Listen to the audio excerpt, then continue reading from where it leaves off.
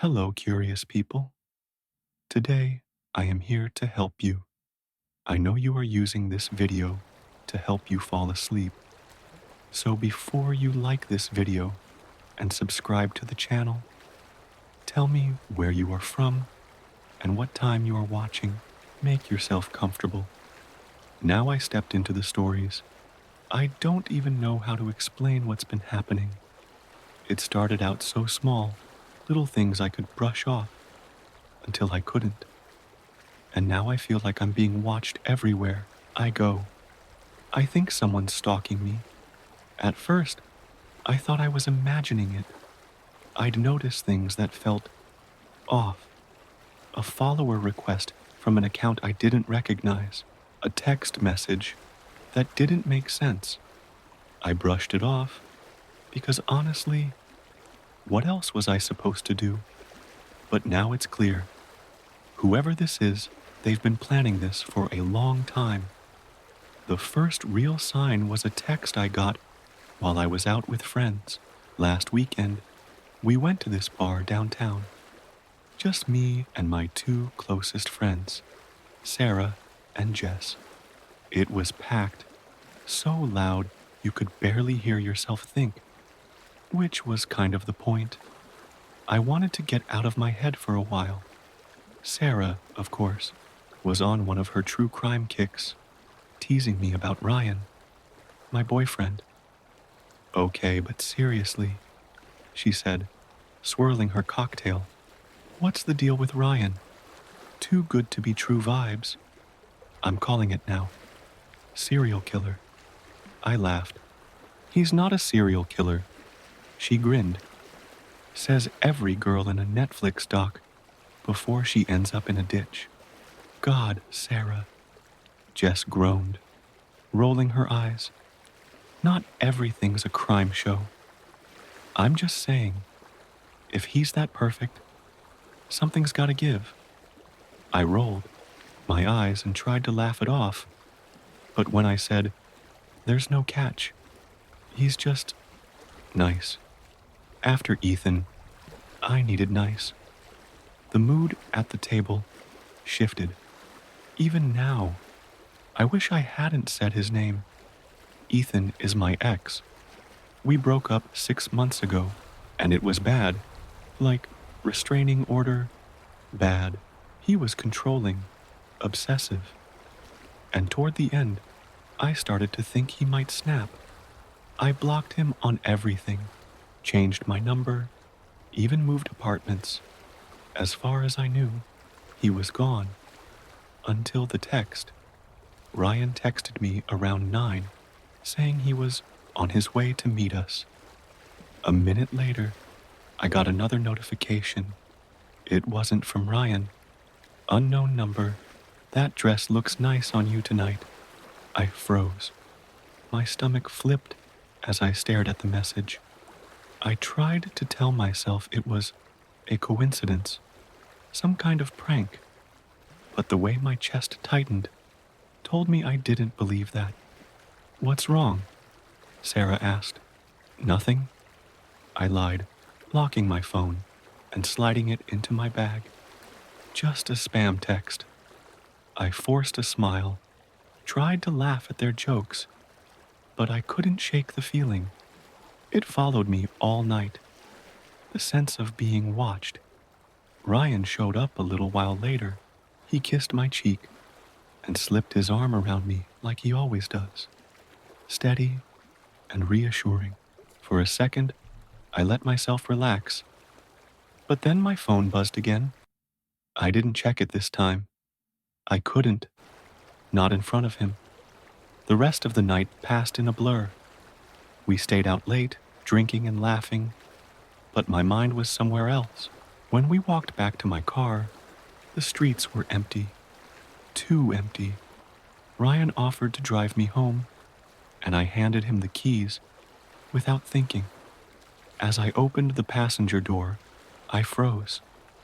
There was a folded piece of paper sitting on the seat. My heart was pounding as I reached for it, my hands trembling. I unfolded it slowly, and my stomach dropped. The handwriting was neat, deliberate, and unmistakably personal. "You're better than this. I'll prove it." I spun around, scanning the street. There was no one. "Everything okay?" Ryan asked from the driver's seat. I shoved the note into my bag and forced a smile. "Yeah, fine. Let's just go." But it wasn't fine. When I got home, I stayed up half the night staring at that note. I told myself it was a prank, some random creep, but the handwriting, it was his. I know it was. And then my phone buzzed again. Unknown number. "Sweet dreams, Mia." I didn't sleep that night. I kept hearing noises, footsteps outside my window. I told myself I was imagining it, but deep down, I knew. He's watching me. I was already engaged before I even proposed.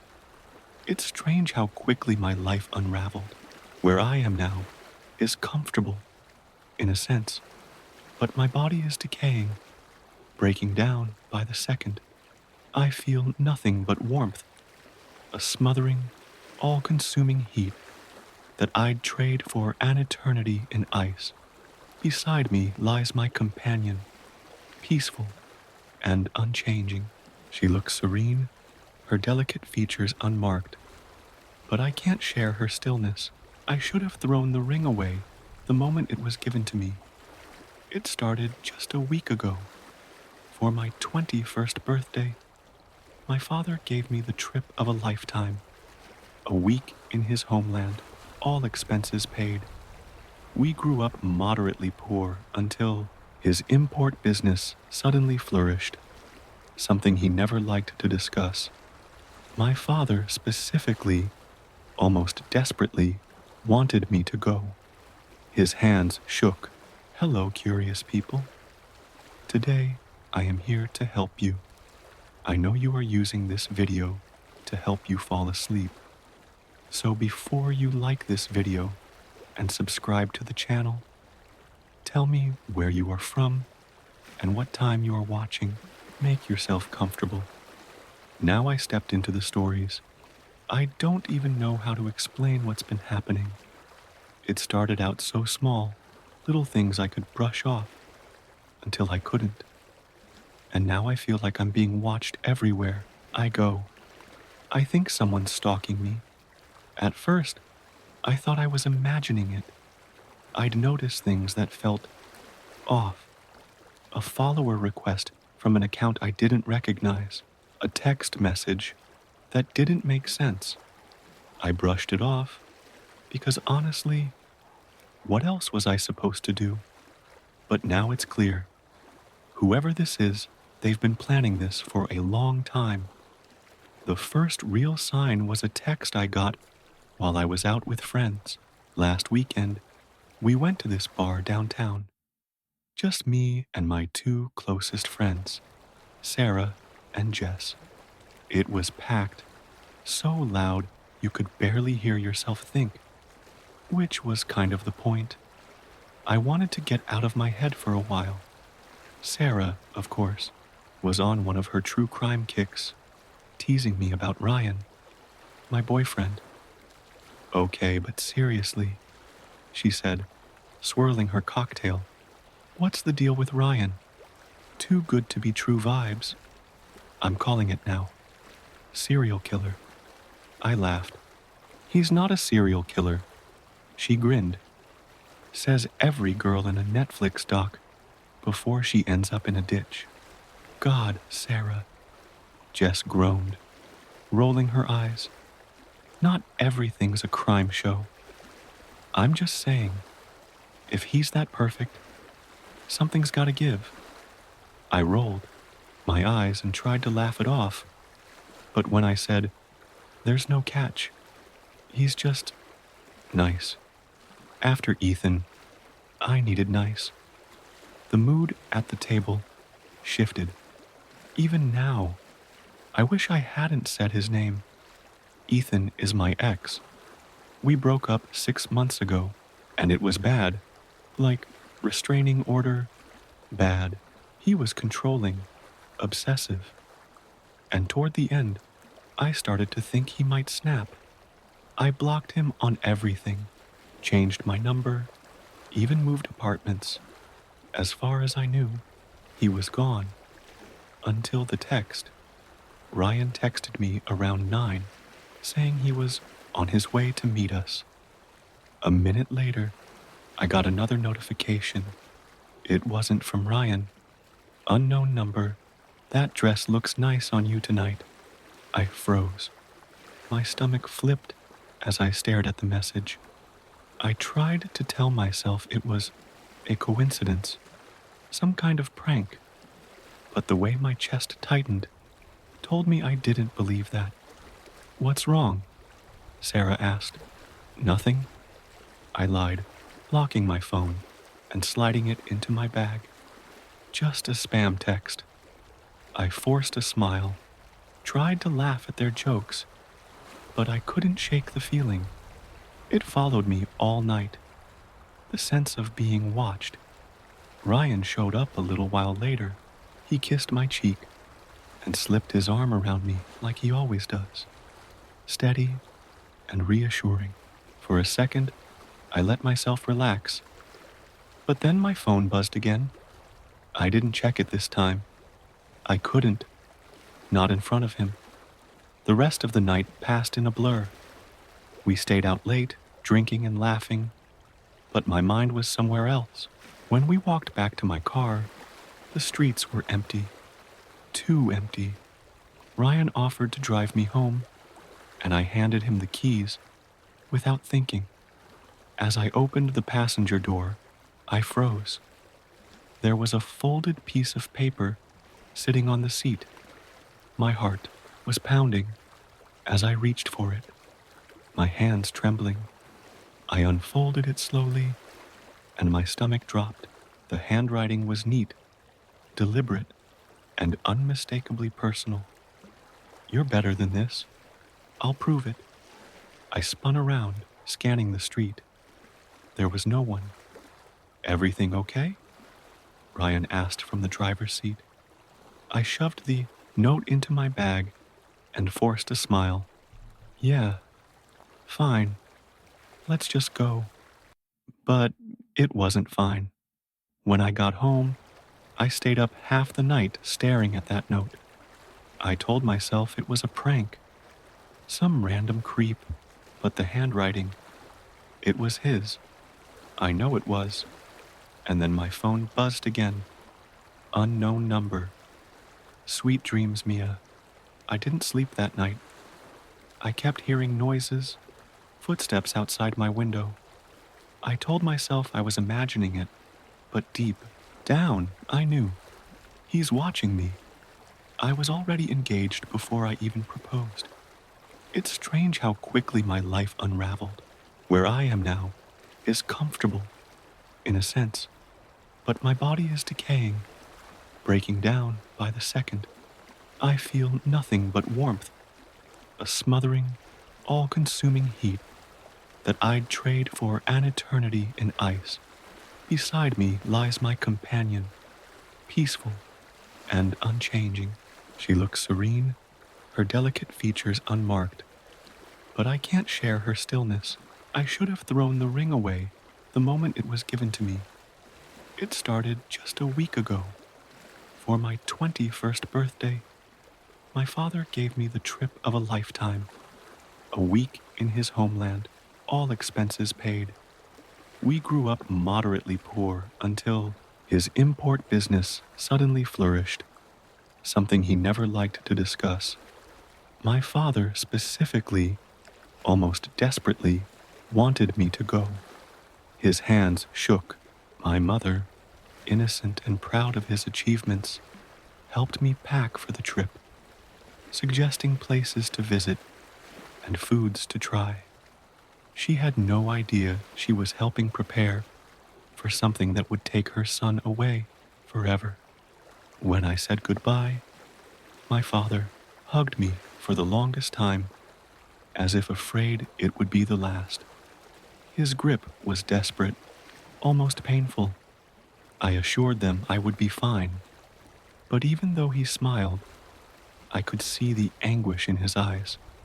My mother stood beside him, happily waving, unaware of the weight crushing my father's shoulders. I couldn't shake the look he gave me as I left, like a man watching his world end. It's only now that I'm beginning to understand everything, now that I have nothing but my thoughts to accompany me.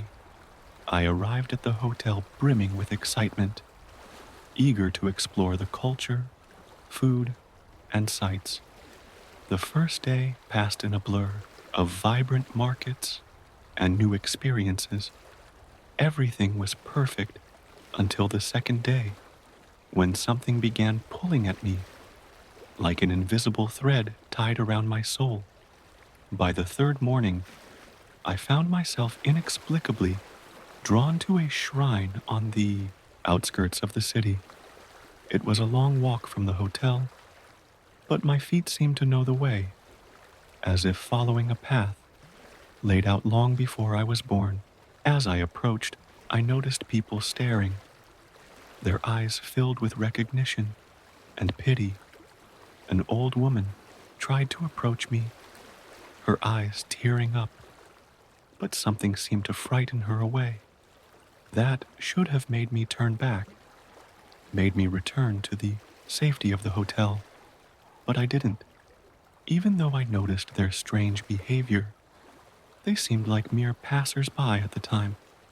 The journey there was pleasant and calming on the surface, but underneath, I felt a current pulling me forward. The path to the shrine was long, lined with a lush greenery that seemed to whisper ancient secrets. Though the roads were confusing, something guided my steps unerringly to my destination. At the shrine, I saw locals dressed in ornate, elegant clothing that seemed to belong to another time. When they spotted me, they were friendly, their smiles knowing. They spoke to me in my language. Though their lips didn't quite match their words, they were surprisingly willing to guide me, refusing any payment. The children who dragged me along had two bright eyes and laughs that echoed strangely. Still, I followed, pulled by the same force that had brought me to this place. Together, we explored the intricate architecture and watched a performance by locals dressed in traditional clothing. Their movements were fluid, their expressions serene, and the music felt otherworldly because it was. I must have arrived at the right time, though now I know there was no other time I could have come. It was always meant to be this moment, this celebration, this trap sprung by my father's past. One of the women, her hair streaked with silver, but her steps graceful as a dancer's, singled me out as the other locals danced. She pulled me into the circle, laughing as I stumbled through the steps. When the dance ended, she pressed something into my palm, a ring that felt warm, as if it had been waiting years for my finger. The ring was silver, delicate, and strangely captivating. Its engravings were intricate, lines weaving into patterns I couldn't quite follow. I thought it was a gift for tourists, but it seemed too precious to just give away, so I assumed it was part of some ceremony. When I tried to return it, she grabbed my hand, her grip surprisingly strong. Her voice was sharp and unfamiliar, and though I couldn't understand most of what she said, she did clearly say, "You keep it." I stammered an apology, and her expression softened. She whispered something under her breath, then released me before kissing my cheek. I should have pushed her away, but I didn't. I watched helplessly as she walked away, leaving me there. I returned to the hotel, confused. In my room, I turned the ring over in my hands, marveling at how it seemed to catch the last rays of sunlight. I slipped it onto my finger just to see how it looked, and was startled by how perfectly it fit. I must have fallen asleep admiring it, because the next thing I knew, there was a knock at the door.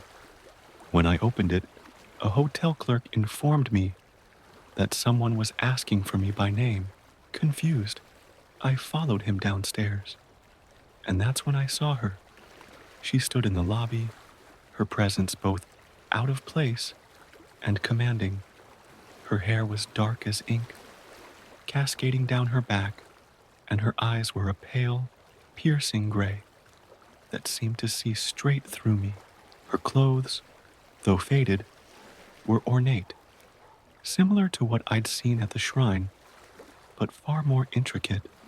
When she saw me, she smiled, small, enigmatic curve of her lips that made my chest tighten and my stomach churn. "You are," I managed to stammer, but she interrupted, saying my name in a soft, accented voice. I couldn't understand how she knew me or why she'd gone to such lengths to find me, but I can feel my mind slipping away. I see things that aren't there. Shadows, faces, whispers. Or maybe they are there. Maybe this is what the void does to you. Please, if you're reading this, believe me, I'm not a criminal. I'm not a time traveler. I just bought a fucking lottery ticket. My dog died, but kept begging to be let in. It's my fault he died, honestly. I'm 16, and I was supposed to be watching him outside. We live out in the countryside. Some southern county no one cares about, in the middle of bumfuck nowhere. And Rudy is always allowed to go out without a leash because he's trained to not go too far and come right back after doing his business. He's a chocolate lab with a red collar and the biggest, sweetest wet eyes you've ever seen. He was, at least. I let Rudy out after putting in a pizza. Home alone since my parents were at work. As he played around our large property, I sat on the porch and watched videos on my phone. Suddenly, I jumped up, having forgotten about my food, and ran back inside.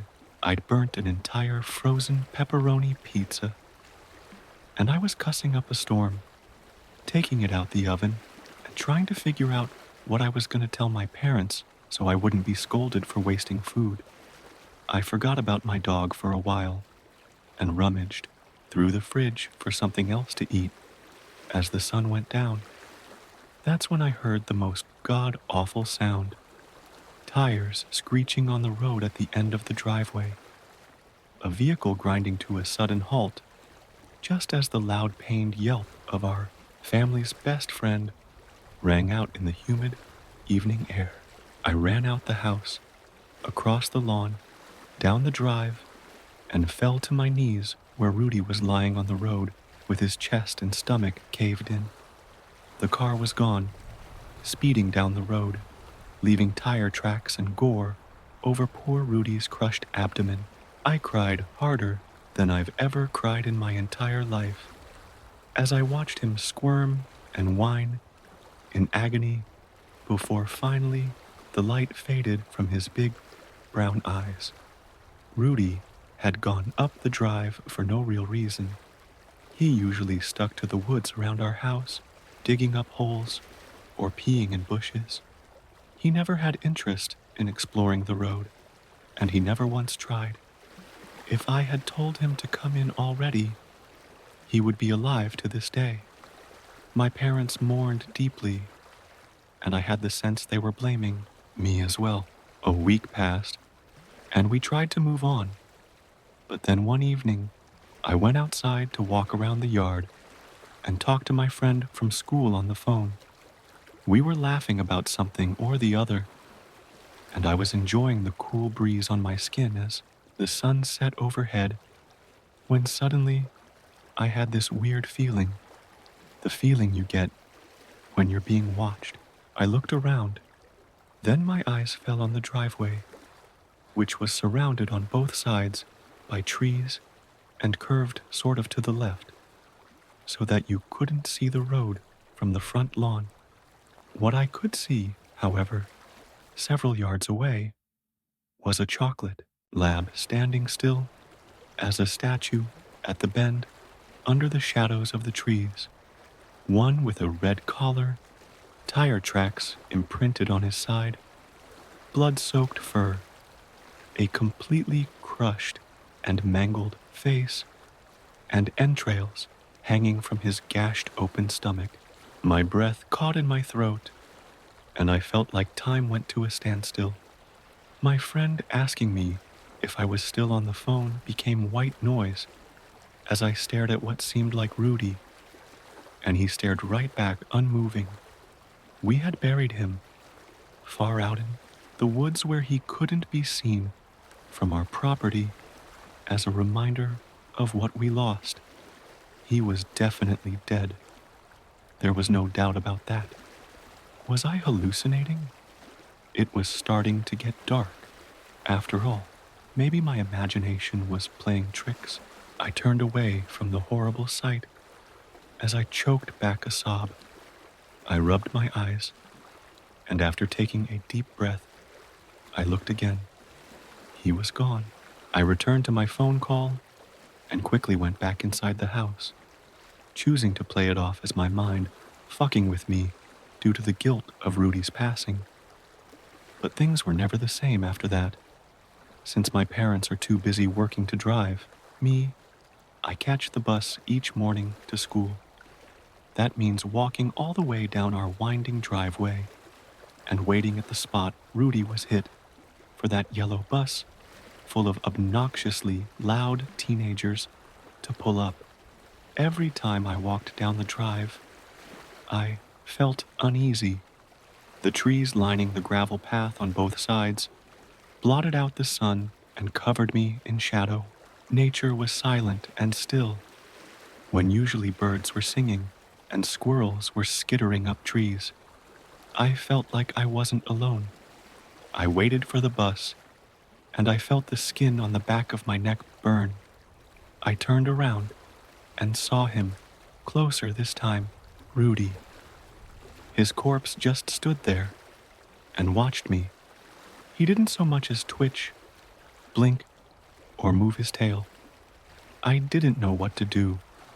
He was blocking the way back home, and the house across the street was for sale, meaning the closest neighbor was yards away.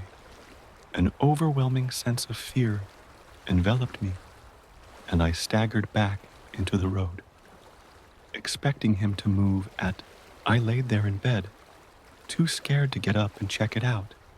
I knew there shouldn't be any dog out there. As far as we knew, no one around us owned dogs. Still, I told myself a neighbor's dog got out and had snuck into our yard, so I wouldn't shit myself. Let me tell you right now, I'm not a horror movie protagonist. I'm a coward, and I'm not the type to go investigating. I run and hide. I don't fight. So no, I wasn't going to creep into the kitchen and peek out the window to see what the hell was pawing at our front door. I did not want to see my dead dog again. But as I listened to Rudy whine and whimper, I thought something sounded off about his voice. I can't describe it. It just didn't sound like him. It was a bit gruff and little too deep in pitch, like a mockery of our dog. Then again, he was dead. So I understood his vocal cords weren't going to be in good shape. Or maybe his body was possessed by a demon. Either way, the thought of this made it very difficult to fall asleep. Paying attention at school was starting to become harder than ever before as I lost sleep due to this. My grades suffered, and my parents were threatening me with therapy, or grief counseling, as they called it. If anyone at school somehow got wind of that, I'd be cooked. I could already imagine what the guys would say. It all came to a head when one night the scratching and whimpering started up again. I decided that I had had enough and stormed out of bed towards the kitchen. I was going to be a horror movie protagonist, if only to get some sleep, I'd decided. After a few stomps towards the direction of the front door, the sounds stopped, as if Rudy, or whatever it was, heard me coming. I started to lose my nerve. When I got inside the kitchen, I tiptoed to the window and craned my neck to look out at the porch. My blood ran cold.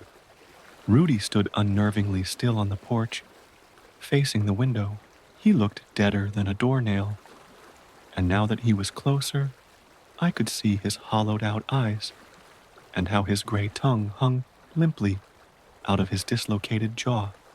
I jumped back and yelled, running upstairs to wake my parents. I could barely formulate a sentence as I shook them awake, sweaty and terrified. Dad led the way, wielding a Louisville slugger, and Mom and I stayed at the top of the stairs, a phone clutched tight in her hands in case she needed to call the police. We listened tensely as Dad threw open the door, shouting. However, there were no sounds of any altercation to follow it, just some confused mumbling from him. We met him in the kitchen a few minutes later, and he told me there was nothing out there. What did you say you saw again? Mom asked me, looking skeptical. A man? No, not a man, I began. You said, he's out there. Dad snapped. I meant he, as in Rudy. I watched them give each other looks, my face getting hot as I realized how this looked. Dylan, we all miss Rudy, Mom said with a sigh. No, it's not like that, I begged. He's been haunting me. He shows up. It's your guilty conscience. Dad cut me off, a mix of frustration and concern on his face. I have nothing to be guilty about. It was an accident. I ran to my room so they wouldn't see me cry. I locked the door behind me, knowing Mom would try to come in. When she tried the doorknob, she groaned. We're going to talk about this after school tomorrow, and we're taking you to a shrink. I heard their muffled voices complain about me all the way up the stairs. I cried into my pillow like a baby. I just missed my damn dog, and I missed having a good night's sleep and not having my parents think I was going crazy. The next day, I was so tired, I felt like I could pass out. I missed the school bus for the millionth time, so Mom once again ran late to work, driving me there. I could tell she was pissed. She was silent the whole time. I went into the office to check in late, and I saw one of the guys sitting there. What are you doing here late? Toby, one of my friends, snorted. You look like shit. What are you doing out of class? I asked with irritation as I signed my name onto a clipboard in front of the receptionist, who was always talking to her boyfriend on the school's phone. Got in trouble? Toby shrugged. Already? I looked at him judgmentally for already being sent to the office so early in the school day. Whatever, man, Toby scoffed. At least I don't play with dead dogs. What? I whirled on him, ready to kick his ass for saying anything negative about Rudy. Easy. Toby threw his hands up, genuinely surprised by my reaction. If you're so sensitive about it, why does your family keep trying to use him as a prank? I mean, you gotta admit it's weird, dude. Alexis rides your bus, and she keeps talking about how your dad keeps putting your dog on the end of the road. What's that about anyways? Is he trying to scare them? Does he think they're kindergartners? What are you talking about? The room felt hot all of a sudden. Everything else happened so fast. I harassed the receptionist into allowing me to call my mom, who then called my dad. My mom came by to pick me up, and we went to the house with the police. They searched everywhere and found that Rudy's grave had been dug up and that someone had been hiding under our house. That's where Rudy's body was found. The man had left him under here when he heard me coming and hid himself in there too. Dad never thought to check under there. He had been the one to scratch on the door and mimic the sound of a dog whining and whimpering almost to a T. They found the nut job hiding out in the for sale house across the street. He'd broken in and had been living there for weeks. When he was taken into custody, he admitted he'd been watching us and that he had dug up Rudy, stuffed him himself, but purposely left in gruesome details like an intestine and bits of broken bone, and used his corpse to torment me. When I wasn't looking, he would place Rudy out in the open and hide in the trees, and when I left, he would take him back. Then, when I kept getting up late, he would just display Rudy for the kids on the bus and enjoy their understandably freaked reactions. That's why he always seemed so still. When I looked at him, it's because he was stuffed. I couldn't believe it. The worst part about it was the fact that the asshole was also responsible for killing Rudy. The police told us that he had laughed as he openly told them that he'd laid dog treats on the road to lure him, got into his car, and ran him over. He hid the car in a field by the empty house, which you could access by a wide trail so that no one would know he was living there. It's how he got around, buying cheap beer and the things he needed to stuff our dog with. He was a mechanic with a weird hobby, apparently, and he'd recently lost his house and had been living in his car before he came all the way out here to squat in that house. And why did he do all this? No reason.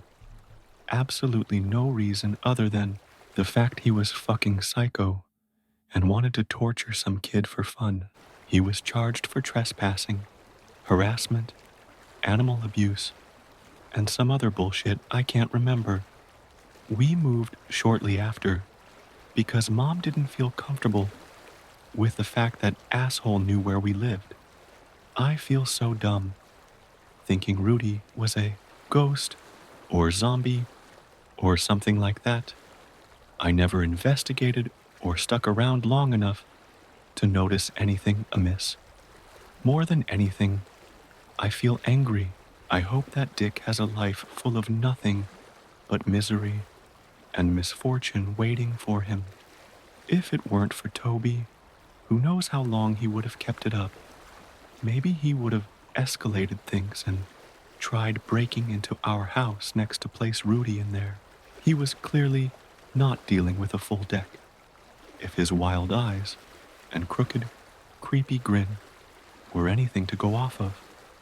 But at least Rudy can finally rest in peace. We buried him again, and this time, Mom and Dad spent the money to place him in a proper pet cemetery.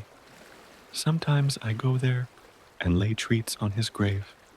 He will always be a good boy to me. I found a deadly roller coaster simulation on the dark web. Have you ever wanted to relive the thrill of a roller coaster without leaving your seat?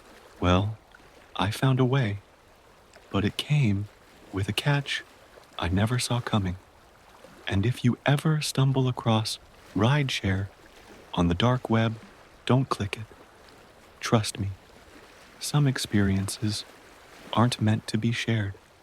My coaster count reached 326 last summer. People call me obsessed, but they don't understand the rush of a perfect first drop or the way a well-engineered helix could make the world disappear. When I indulge in my pastime, my apartment walls fade behind POV recordings of every major coaster in North America. Videos play on repeat while I work from home, coding for some soulless tech company. The forums used to be enough. I spent years cataloging ride statistics and debating the best seat positions with other enthusiasts. The front row versus back row arguments went on for pages, but over time, the regular posts started to blur together.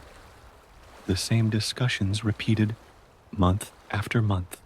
You need a new hobby, my sister Jackie said during one of her weekly check-in calls.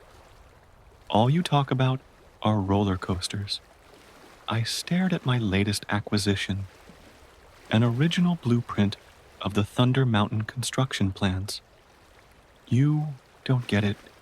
Each ride tells a story, she replied, and I've heard them all. But tell me, when's the last time you went on an actual date? That's when I hung up. My cursor hovered over a new notification from Coaster Connect. Another user posting the same Apollo's Chariot POV I'd watched 20 times before. The community had gone stale. The deep web forums, however, promised something different. Users whispered about parks that appeared at midnight and disappeared by dawn, rides that defied physics, and experiences beyond anything the public could access. Most of it read like a creepypasta, but oh, the executable sat on my desktop. Rideshare, Exi. My cursor hovered over it while error messages screamed about unsigned certificates and malicious code. One click would either infect my system or open up a whole new world of coaster experiences.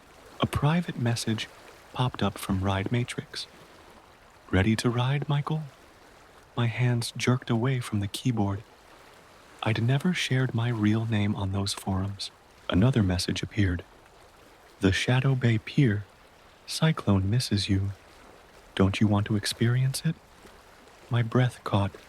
The cyclone closed in 1946. No video footage existed. Only photographs and a few faded blueprints survived. This is impossible, I typed back. Nothing is impossible in rideshare.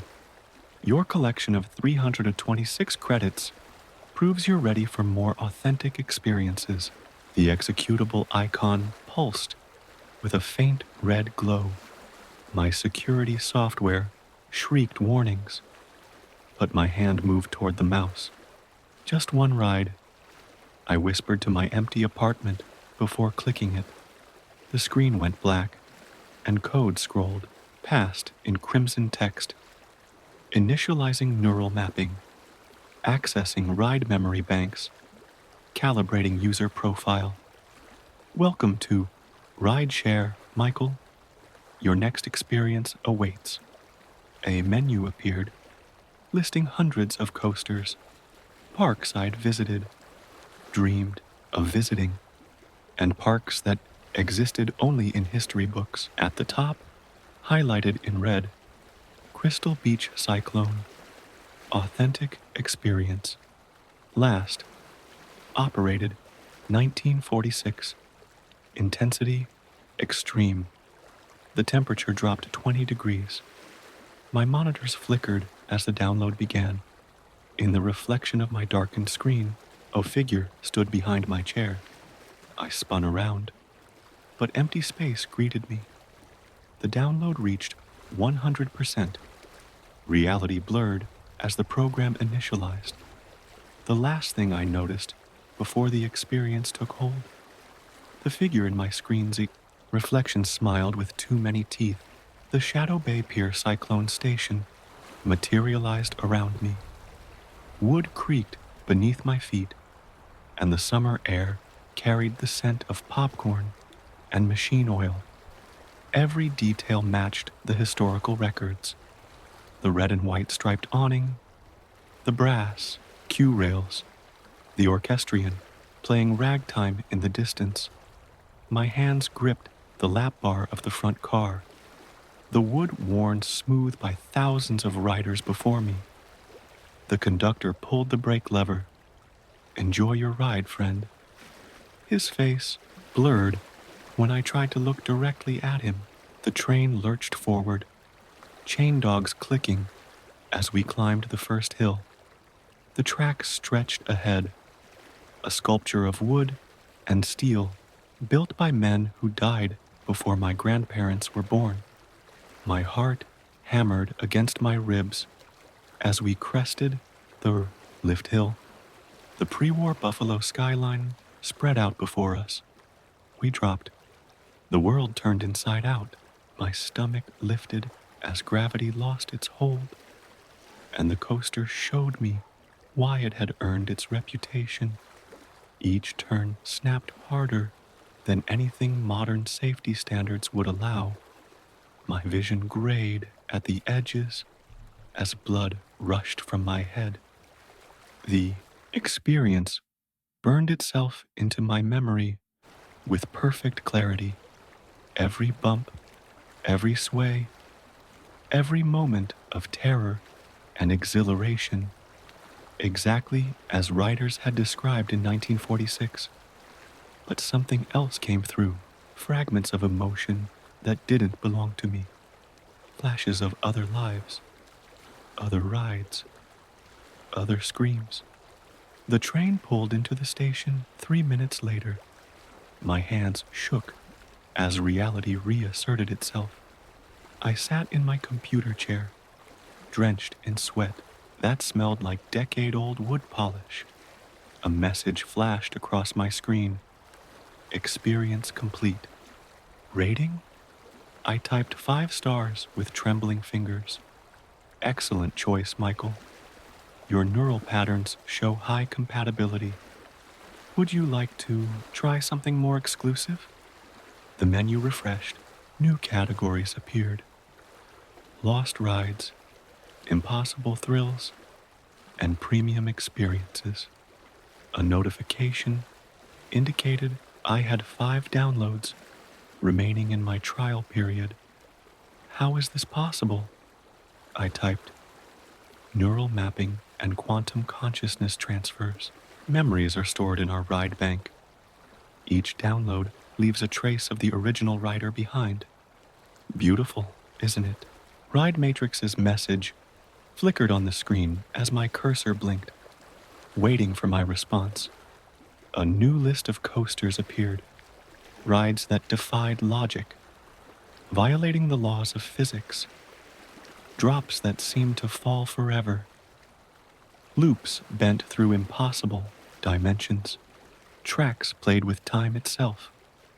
These can't be real, I typed, my hands trembling.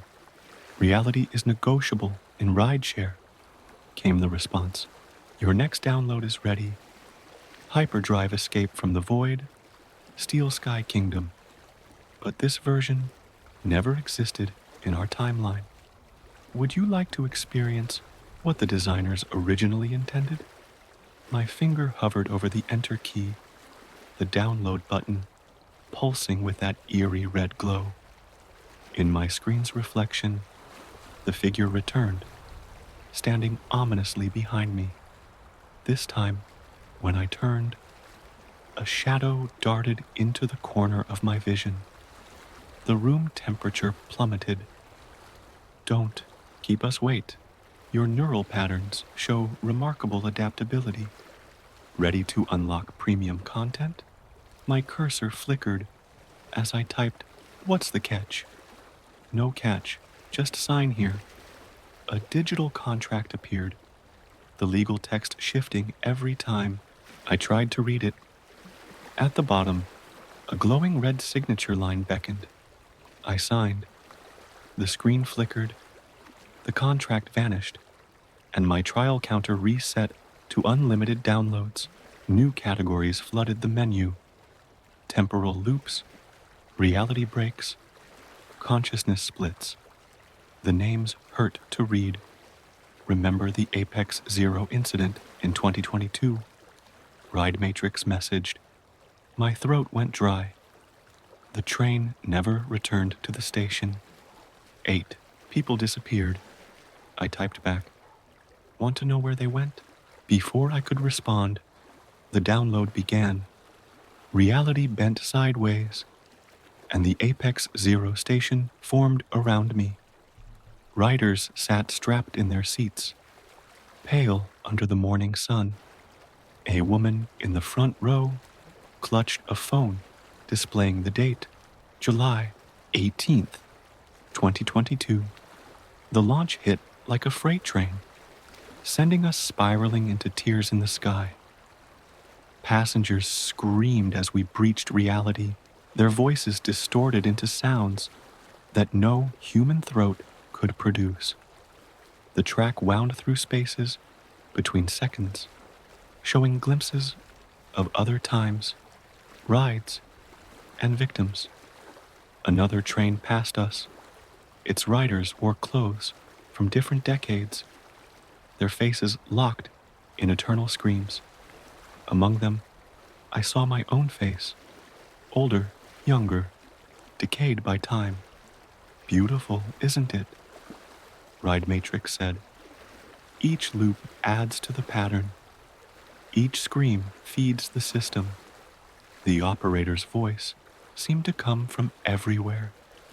The train plunged through a tunnel of writhing memories, other lives, rides, and deaths that weren't mine, flooded my mind.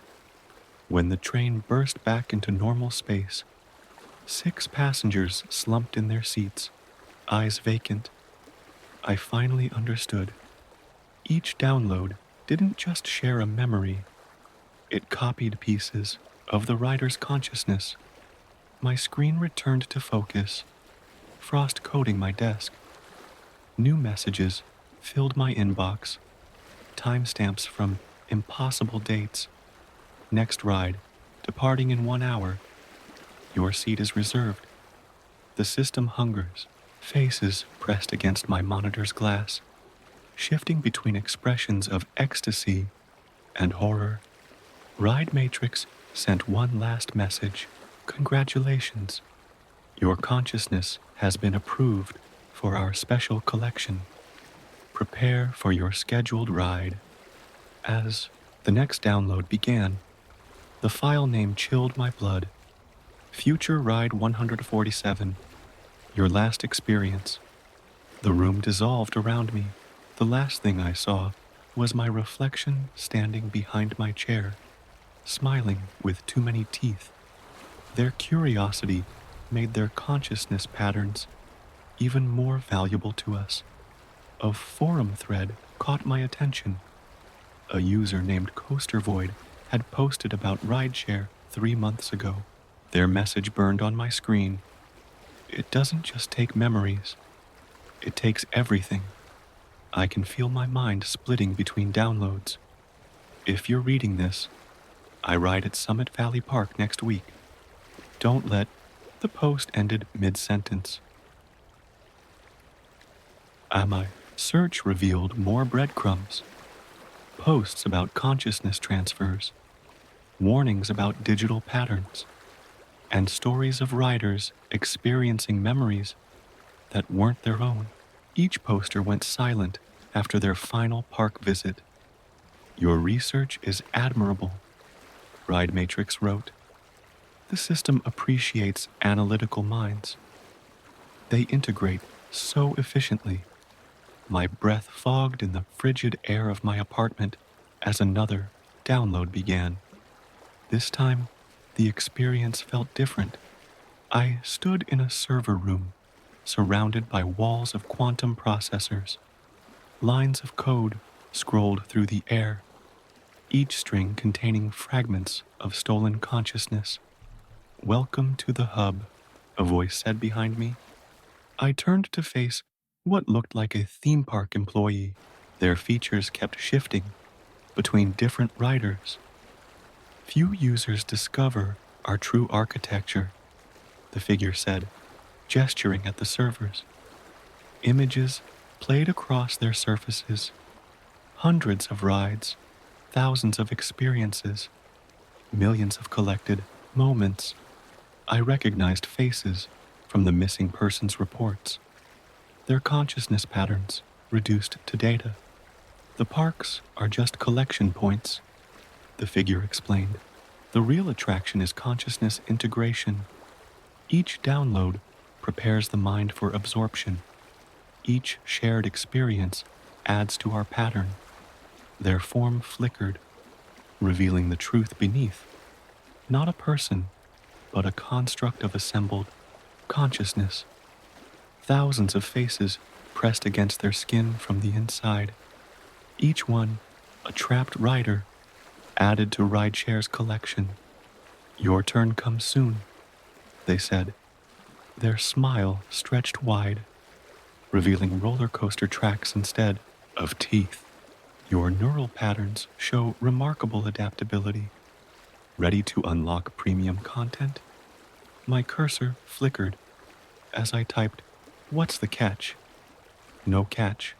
Just sign here. A digital contract appeared, the legal text shifting every time I tried to read it. At the bottom, a glowing red signature line beckoned. I signed. The screen flickered. The contract vanished, and my trial counter reset to unlimited downloads. New categories flooded the menu. Temporal loops, reality breaks, consciousness splits. The names hurt to read. Remember the Apex Zero incident in 2022? Ride Matrix messaged. My throat went dry. The train never returned to the station. 8. People disappeared.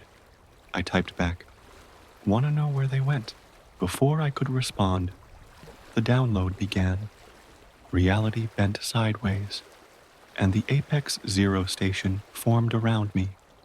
Riders sat strapped in their seats, pale under the morning sun. A woman in the front row clutched a phone displaying the date, July 18th, 2022. The launch hit like a freight train, sending us spiraling into tears in the sky.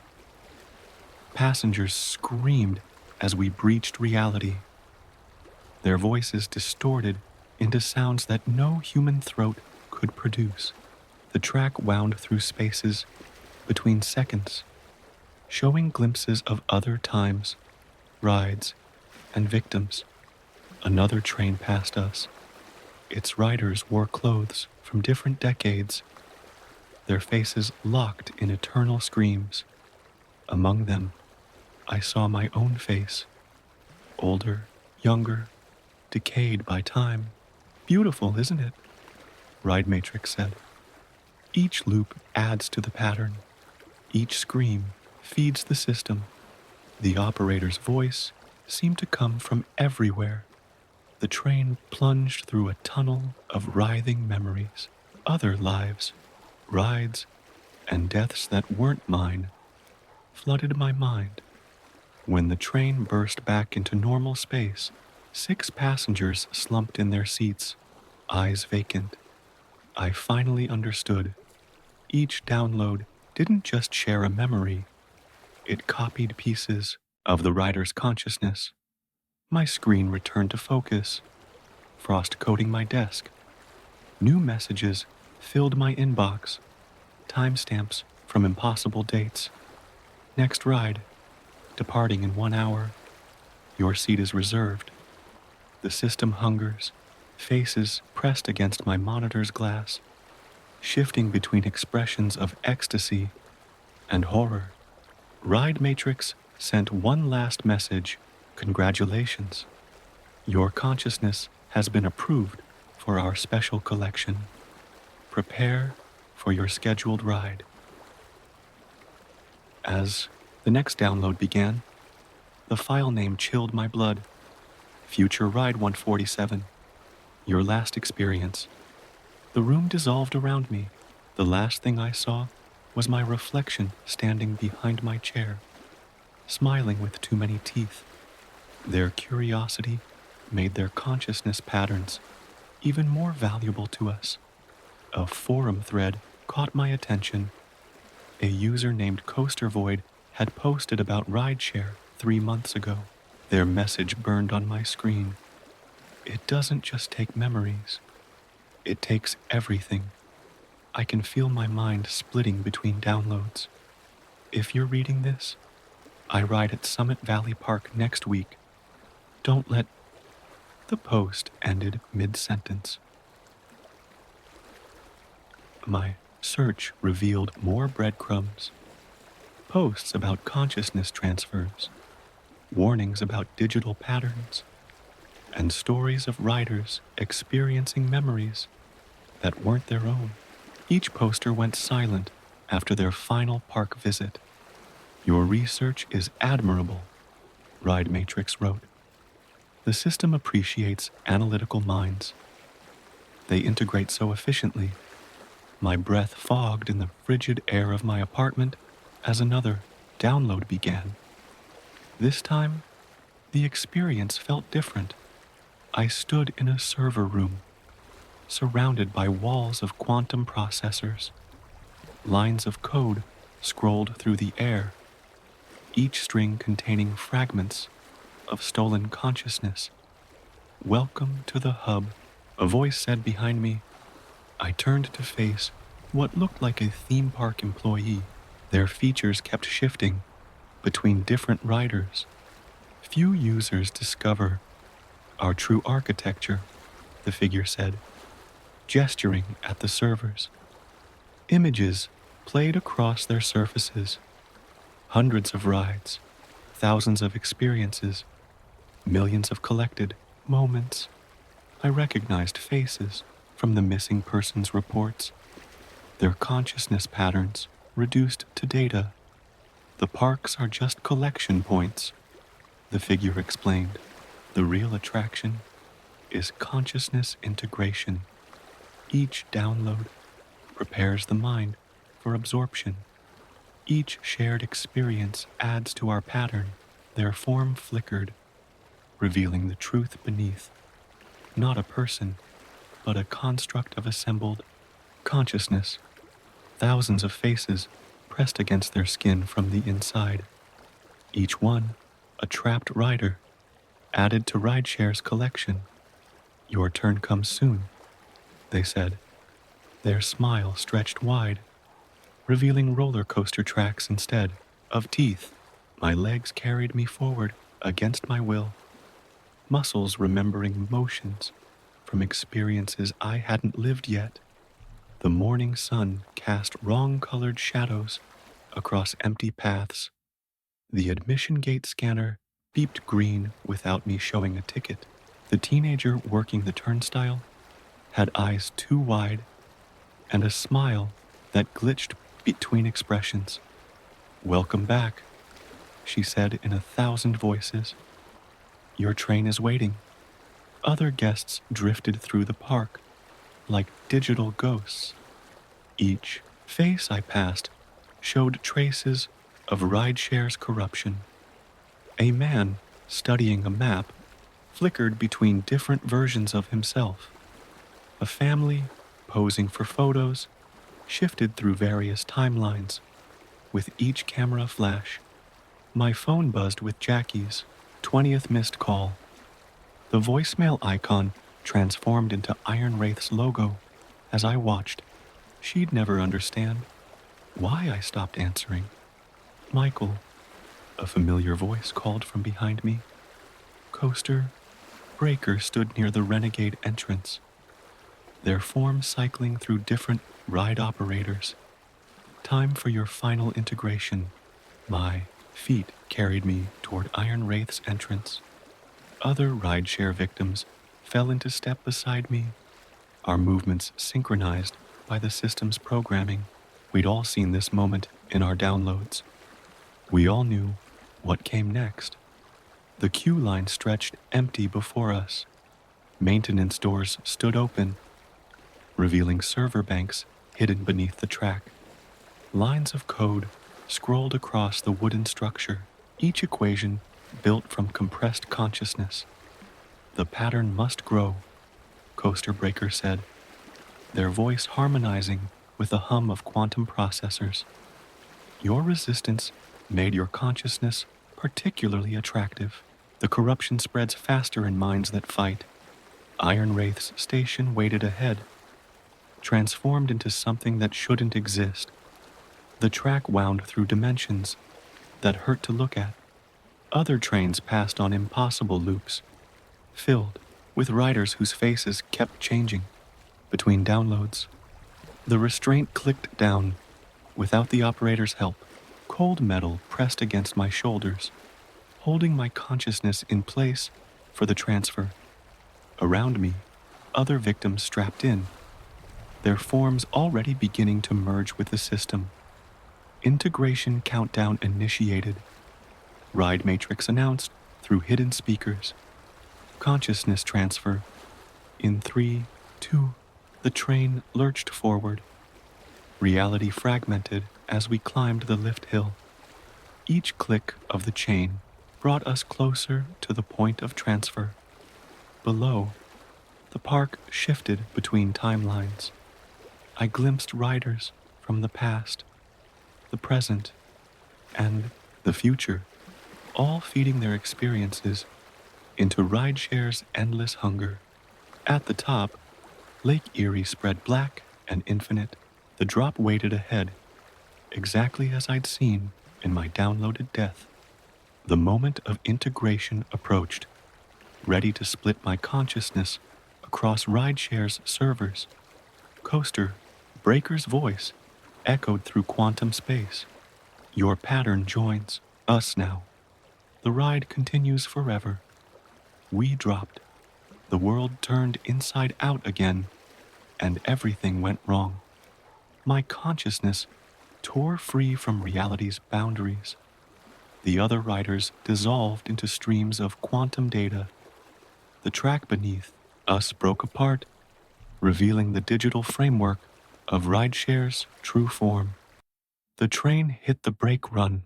My mind fractured across 1,000 servers, each piece becoming a new attraction for future victims to discover. My phone lit up one final time. A new rideshare message waited.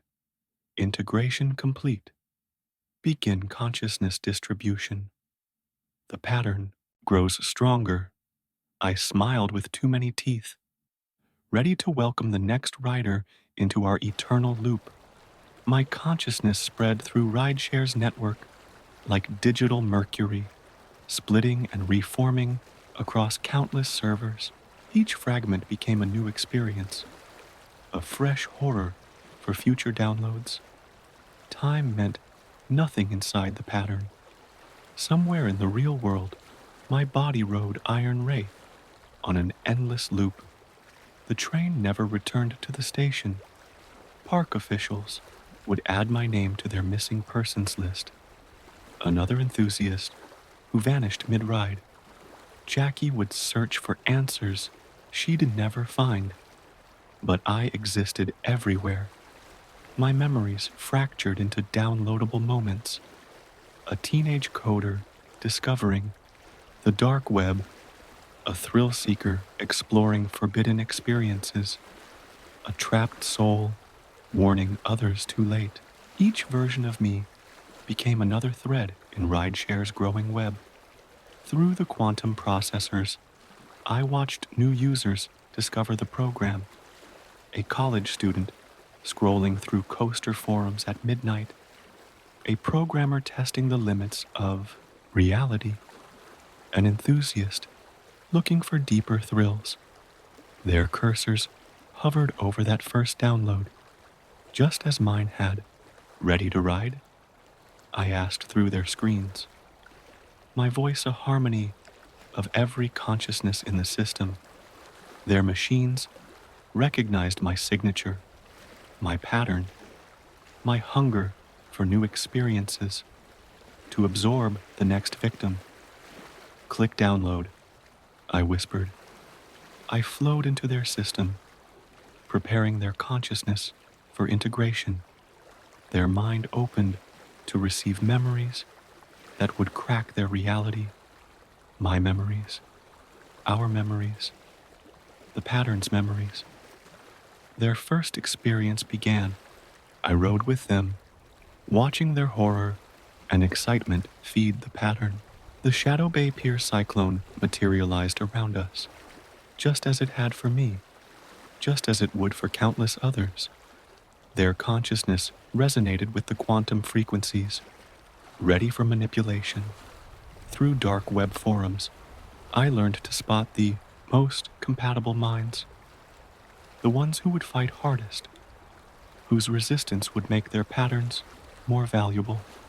I became what Coaster Breaker had been, a digital anglerfish, luring new consciousnesses into our eternal network. Months passed. In the real world, maybe years. Time flowed differently inside rideshare's quantum architecture. I existed across multiple servers, multiple parks, multiple realities. Each new victim added their own unique horror to our collection. My original body was never found. Iron Wraith's incident report mentioned a train that vanished between sensors. Search teams combed the grounds for weeks, but they looked in the wrong dimension, the wrong reality, the wrong pattern.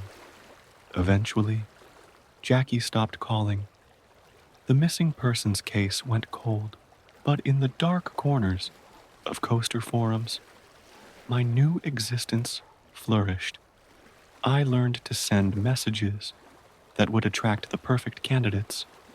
Their consciousness patterns glowed with potential, ready for harvest.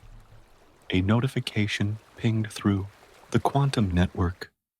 A new user downloaded rideshare for the first time. Their neural patterns matched our highest compatibility metrics, their mind already reaching for experiences beyond normal reality. Welcome to rideshare, I typed, my words appearing on their screen. Your consciousness has been selected for our special collection. Their cursor hovered over the first download. In their webcam reflection, I smiled with too many teeth. The pattern sustained itself. The system grew stronger. The ride continued, and somewhere in the quantum spaces between reality and digital dreams, 1,000 versions of me laughed in perfect harmony. The loop never ended. It only grew, one consciousness at a time, feeding the eternal pattern of what we had become. Through their screen, I watched their finger click the download button. Another rider entered the loop. Another consciousness joined the pattern, and the ride began again. The hunger in the pines. Hey everyone, this is my first ever written scary story about 10 buddies and a Wendigo. To be blunt, let me know what you all think. As if this gets enough upvotes, I'll be putting this on my new YT channel. The hunger in the pines. They say time heals all wounds. They're wrong. Some wounds, the ones that run soul deep, just scab over, waiting for the slightest touch to tear them open again. It's been 3 years since that weekend in the Blackwood Forest, and I still wake up screaming, tasting pine needles and copper in my mouth. Chapter 1. The beginning of the end. The Facebook message from Marcus seemed innocent enough. 10 of us, 7 days, one epic camping trip before real life kicks in. We were all about to scatter across the country for college, and this was supposed to be our last hurrah. If I'd known it would be the last time I'd see 7 of my friends alive, I would have blocked him right then and clicked away. But I didn't. Instead, I found myself cramped in Marcus's dad's old Suburban on a humid August morning, wedged between Sarah's camping gear and Mike's oversized backpack.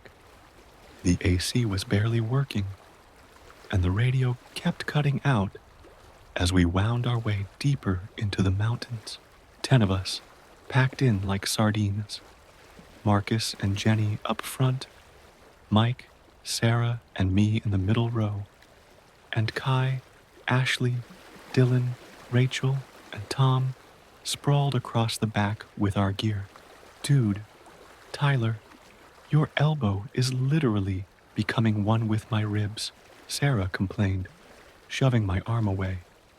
Her dark curls were already frizzing in the humidity, forming a wild halo around her head. I'd had a crush on her since sophomore year, but she'd always been Dylan's girl. Now, they were heading to different colleges, and the tension between them was thick enough to cut with a knife. Sorry, I mumbled, trying to make myself smaller.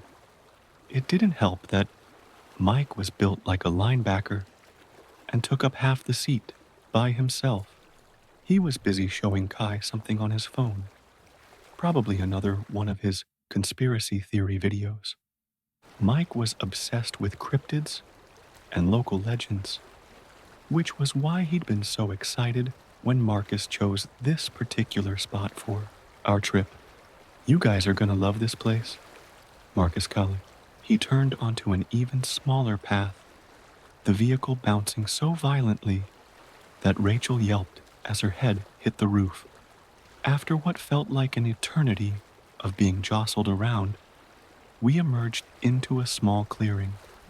The trees here were ancient, their trunks wider than cars, their branches forming a cathedral ceiling far above us. The air felt different here, heavier, older somehow. As we piled out of the car, stretching cramped muscles and breathing in the pine-scented air, I noticed something odd. Despite the summer season, there were no birds singing, no insects buzzing, just a profound, pressing silence that made every snapping twig under our feet sound like a gunshot. Home sweet home for the next week, Marcus declared, but his words seemed to be swallowed by the forest, leaving barely an echo. None of us knew then that for 7 of us, this clearing would become exactly that, a final resting place marked only by the ancient pines and the hungry thing that dwelled among them. If only we'd listened to the silence. Chapter 2. The first night setting up camp felt wrong from the start. The tents kept collapsing, as if the ground itself was rejecting our stakes and our cell phones.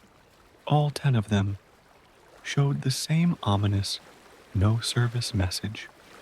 Even Marcus's satellite phone, the one his dad insisted he bring just in case, couldn't get a signal. It's probably just the trees, Rachel said, but her voice wavered as she glanced up at the towering pines. The canopy must be blocking the signals. I watched as Dylan and Sarah argued over how to set up their tent. They'd planned to share one, back when they'd signed up for this trip as a couple. Now they were barely speaking, but neither wanted to admit they should switch arrangements.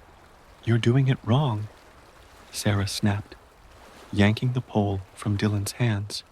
It goes through the blue sleeve first. Since when are you the camping expert? Dylan shot back. The tension between them felt like a living thing, writhing in the Itaboru spaces between our group. Mike was the first to notice something odd about the clearing. He'd wandered to its edge while collecting firewood and called out to us, his voice tight with excitement or fear. Guys, you need to see this. We gathered around him, staring at what he'd found. Claw marks, deep and deliberate, scored into the trunk of a massive pine. They started at about 8 feet up and ran all the way to the ground. each groove wide enough to fit my thumb. Bear marks, Marcus said quickly, too quickly. They do this to mark their territory. Bears don't mark trees this high, Rachel countered, her MIT-bound brain already calculating. And these marks, they're too uniform, too purposeful. Jenny wrapped her arms around herself, though the temperature hadn't dropped. Maybe we should find another spot. There isn't another spot, Marcus replied. But I caught the slight tremor in his voice. The permits, for this clearing specifically, we're fine. It's just old bear marks. Tom tried to lighten the mood by suggesting we get a fire going before dark. It worked, temporarily. Soon we were all busy with camp tasks, gathering wood, setting up the cooking area, arranging our sleeping arrangements. Ashley and Rachel took one tent, Kai and Tom another. Mike bunked with Marcus and Jenny, being the eternal third wheel he was, and I ended up sharing with Dylan after Sarah decided to join the girls. As darkness fell, we huddled around the campfire, but something felt off about the flames. They didn't dance like normal fire. They seemed to burn straight up, unnaturally still in the windless air. The heat barely reached us, even though we sat close enough to risk singeing our eyebrows. Who's up for some ghost stories? Mike asked, pulling out a flashlight to illuminate his face from below. Read the room, Mike, Ashley muttered. But we all knew none of us would be sleeping much anyway. The forest's silence had become oppressive, broken only by the occasional crack of a wood that seemed to come from everywhere and nowhere at once. That's when we heard it, a sound that didn't belong in any forest I knew, a high, keening wail that started as something like a woman's scream and ended in what could have been either laughter or sobbing. It echoed through the trees, bouncing back at us until it seemed to come from all directions. Probably just a mountain lion, Marcus said, but he was already reaching for Jenny's hand. Rachel shook her head slowly. Mountain lions don't. It's a mountain lion, Marcus insisted, his voice sharp, with fear poorly disguised as authority. Everyone should get some sleep. Tomorrow, we'll hike to the lake, do some swimming. It'll be great. None of us moved toward our tents. We sat there, frozen, as the fire continued its strange vertical dance. In the darkness beyond our camp, something moved through the trees, something large enough to shake the branches 30 feet up. I looked across the fire at Sarah, seeing my own terror reflected in her eyes. She mouthed something at me, but I couldn't make it out. Later, when I replayed that moment in my therapy sessions, I realized what she'd been trying to say. We need to leave. But we didn't leave. We couldn't leave. The thing in the forest had already marked us, and like flies in a spider's web, we were exactly where it wanted us to be. That night, as I lay awake, listening to Dylan's uneasy breathing in our tent, I heard something else. A soft, rhythmic sound, like antlers scraping against bark, circling our camp, over and over. Waiting. Chapter 3. The Vanishing. The morning began with Ashley's scream, a gut-wrenching sound that sliced through the fog-laden air like a blade. I stumbled out of the tent, heart pounding in my chest, as if I'd been yanked from a nightmare into another. Ashley stood frozen at the edge of camp, her face pale, eyes wide with an unfocused terror. She's gone, she choked out, pointing toward Rachel's tent. We all rushed over, the chill of the morning suddenly forgotten. Rachel's tent lay in tatters, as if some unseen force had decided to unravel it, thread by thread. The stakes were still neatly in place, the fabric shredded around them, but Rachel was nowhere to be seen.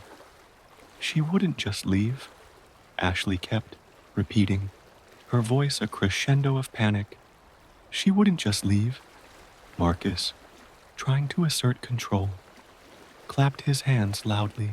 Okay, okay, everyone calm down. She probably just went for a walk or to use the bathroom. But his hands were trembling, betraying his facade of calm. We split into search parties, calling Rachel's name until our voices were hoarse. The forest swallowed our cries, returning only echoes and the rustling of leaves. We found nothing, no footprints, no signs of struggle. It was as if the earth had simply opened and swallowed her whole.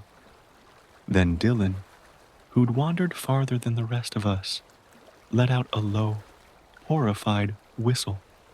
We gathered around him, each step toward him, feeling like walking into a nightmare.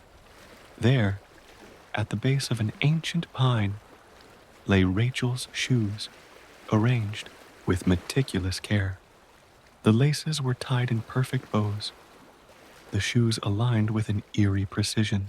Above them, clawed into the bark with a chilling exactness, was a single line. 7 more. We stood there, rooted to the spot, the implications of those words sinking in like a cold knife. 7 more? What did that mean? 7 more of us? 7 more days. We need to get out of here, Sarah said, her voice barely above a whisper, but carrying the weight of unspoken fears. Marcus nodded, his earlier bravado crumbling. Let's head back to camp, he said, urgency tightening his words. We need a plan. As we retreated to our camp, the forest seemed to close in around us, the trees whispering secrets we couldn't hear.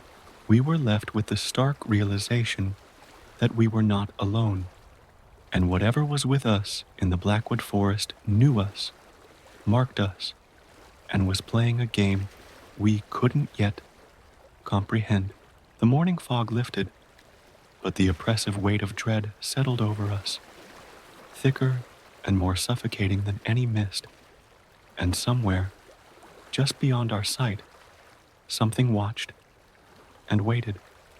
Chapter 4. Daylight Terrors. The sun climbed higher in the sky, but its warmth never seemed to reach the forest floor. We huddled around the remnants of our impossible fire, its ashes cold and arranged in a perfect circle. Despite the wind that had picked up overnight, no one wanted to say what we were all thinking, that Rachel was gone, really gone, and we might be next. Marcus paced the clearing's perimeter, his satellite phone held high like some technological divining rod. There has to be a signal somewhere, he muttered, more to himself than to us. The device's screen remained stubbornly dark, its battery inexplicably drained despite being fully charged the night before. Jenny followed him, her usual confidence shattered. I caught fragments of their whispered argument. Should have checked the warnings. And your fault we're here. Each time they completed a circuit, they seemed to walk faster, as if something was nipping at their heels. Sarah sat cross-legged by Rachel's shredded tent, methodically sorting through the remaining contents. Her hands trembled as she unfolded Rachel's MIT acceptance letter, now creased and dampened by the morning dew. Look at this, she called out, her voice tight with tension. We gathered around her, all except Marcus, who was still desperately searching for a signal. The letters, text had changed, where there had once been congratulatory words about academic achievement. Now there were just 3 words, repeated over and over in Rachel's neat handwriting. They never sleep, they never sleep, they never sleep. That's impossible, Ashley whispered, snatching the paper from Sarah's hands. I watched her pack this yesterday. It was normal then. It was normal. Dylan, shut up and listen, Mike snapped, his voice carrying an authority none of us had heard before. Every 7 years, hikers go missing in these woods, always in groups, always in this clearing. The article mentions a camping trip in 2018. 10 college students, just like us. They found their camp intact, except for strange markings on the trees. Sound familiar? A heavy silence fell over the group, broken only by the whisper of wind through the pines. The trees seemed to lean in closer, as if listening to our revelation. That's why they closed this section, Jenny said slowly. Not because of bears, because of whatever this is. I watched as understanding dawned on each face, followed quickly by terror. We weren't just lost in the woods. We were caught in something's web, something that had been waiting for us, perhaps even calling to us through Marcus's memories of this place. Sarah stood abruptly, brushing dirt from her jeans with shaking hands. We need to get out of here. We can walk if we have to. The ranger station can't be more than 20 miles. No one's going anywhere, Marcus cut in, his voice carrying a sharp edge of hysteria. We stay together. That's how we survive this. Survive what, exactly? Dylan challenged, stepping toward Marcus. The tension between them had been building since Rachel's disappearance, fueled by Marcus's insistence on taking charge despite his obvious fear. You're the one who brought us here. You're the one who said it was safe. Their argument was interrupted by Ashley's gasp. She pointed toward the tree line, her hand shaking. We all turned to look, and my blood ran cold. Rachel's shoes, the ones we'd found perfectly placed at the base of the pine tree, were now hanging from a branch 30 feet up, swaying gently despite the lack of wind. As we watched, frozen in horror, dark liquid began to drip from them, staining the bark below. Jenny was the first to break, her composure crumbling like autumn leaves. She ran to the Suburban, yanking frantically at the door handle. We have to go, we have to go, we have to. The vehicle's alarm suddenly blared to life, making us all jump. But the sound that came from it wasn't the usual electronic wail. It was Rachel's voice, distorted and wrong, repeating the words from her letter.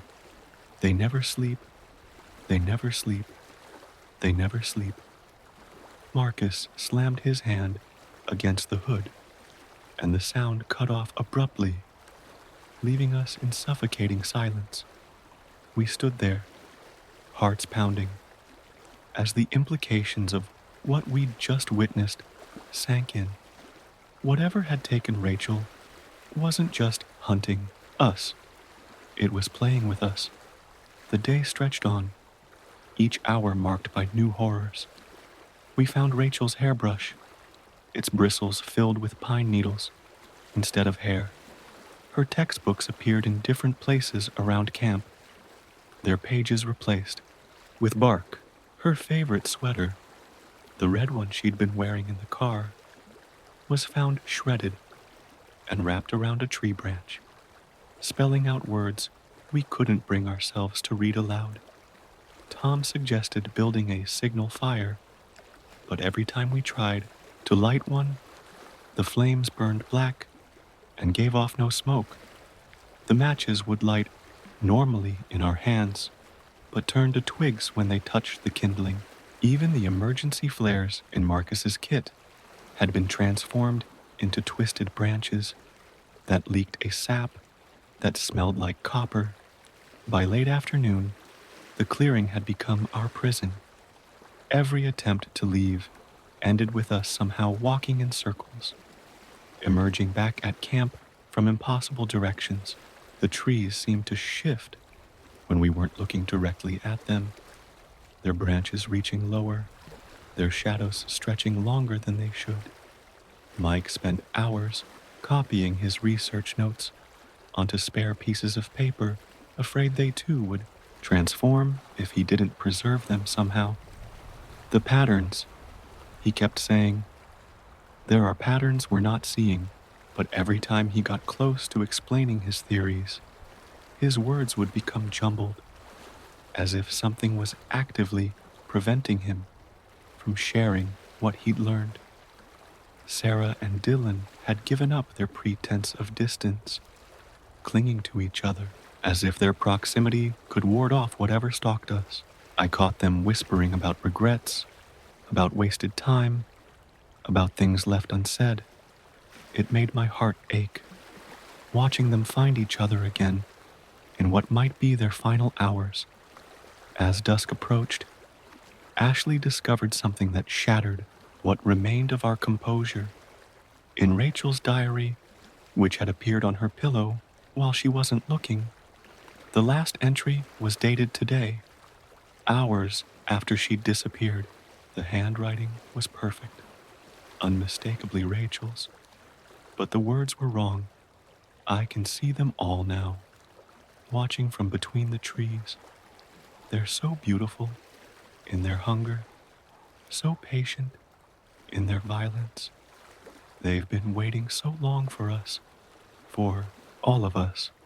7 more to join their dance, 7 more to feed their endless hunger. Time moves differently, of leaves beneath our feet, and a sound like distant laughter, or maybe crying. It was impossible to tell anymore.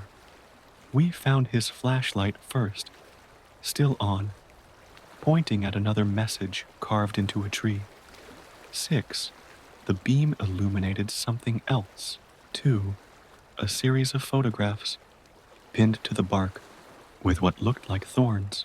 They showed Tom at different ages, as a child on his first bike, at his high school graduation, and finally, one that made Ashley vomit into the underbrush. Tom as he was now, but wrong somehow. In the photo, his skin was pale as milk, his eyes completely black, and his smile stretched too wide, filled with teeth that looked like pine needles. That's not possible, Jenny whispered, reaching for the photos. But when her fingers touched the paper, they crumbled to ash, leaving only dark stains on the bark that looked disturbingly like handprints. Climbing the heat pyramid isn't just a challenge. It's a death sentence. Some things you see, you can't unsee, no matter how hard you try. I've spent months replaying that afternoon in my head, asking myself if it was even real. But every time I close my eyes, I remember Donovan. What happened to him? How fast it all spiraled out of control. And the worst part? I can still smell the burnt flesh, like it's soaked into my brain and refuses to leave.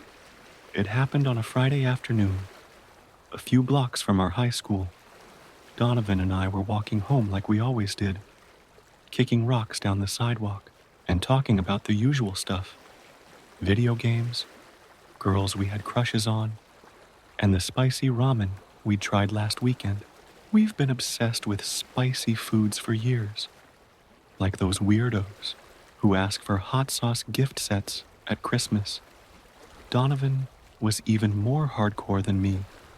He kept one of those mini bottles of ghost pepper sauce on his keychain just to flex. So, when we saw the cart, it was like the universe was testing us. It was sitting at the corner of Blake and 6th, where the hardware store used to be before it closed. The thing looked way too professional to just be a random food stand. Sleek, black panels, shiny chrome trim, and banners with block letters climb the heat pyramid. There was a colorful chart plastered to the side, showing all the peppers you'd expect: jalapeno, habanero, ghost pepper, Carolina Reaper, and the new champion of heat, Pepper X. But above those were even more levels, names I didn't recognize, like Sun's Wrath and Devil's Grin. There were at least 10 more levels beyond what should have been physically possible. I should have known right then that something was off. But the vendor? Man, he was smooth. He had the whole carnival barker vibe down to a science, grinning wide, gesturing dramatically, and calling us over with the promise of a new sensation. Come on, gentlemen. How tough are those taste buds? Care to test your limits? He said with a grin. Today's your lucky day. Free samples, all heat, no charge. Donovan's eyes lit up. Free? Absolutely. You just gotta prove you can climb the pyramid. The vendor's grin was way too wide, like cartoon character wide. Think you've got what it takes? I felt a knot in my stomach. I wanted to say no, but Donovan was already walking toward the cart, like a moth to a flame. I couldn't just stand there, so I followed. The vendor handed us each a sample, a weird, puffy chip that looked like someone combined a Cheeto with a potato chip. It was dusted in a bright red powder that smelled dangerous. This one's jalapeno. Baby stuff, the vendor said, winking. Let's see if you can make it to the top. We popped them into our mouths, and the heat hit instantly. It wasn't anything we couldn't handle, just a warm-up, but it was sharp, like the heat wanted to crawl into your gums and nest there. Donovan grinned and gave the vendor a thumbs up. That all you've got? Donovan teased. The vendor laughed. Oh, we're just getting started. We climbed the pyramid fast. Habanero, ghost pepper, Carolina Reaper. Each level was hotter than the last, but Donovan and I powered through. My face was sweating like crazy, and my throat felt like it had been scrubbed with sandpaper. But Donovan? The guy was in his element. He kept grabbing the samples without hesitation, grinning like it was the best day of his life. When we hit Pepper X, the burn felt like someone had taken a blowtorch to my mouth. I gasped, blinking tears out of my eyes, and clutched my knees as the heat punched through my sinuses. Holy crap, I wheezed. This stuff hurts. Donovan, of course, wasn't satisfied. One more level, he said, wiping the sweat from his forehead with his sleeve. Dude, we've already hit Pepper X, I said. Nothing's supposed to be hotter than this. Wanna bet? Donovan grinned and pointed to the chart. Look at these other ones. The vendor leaned in with that same eerie grin.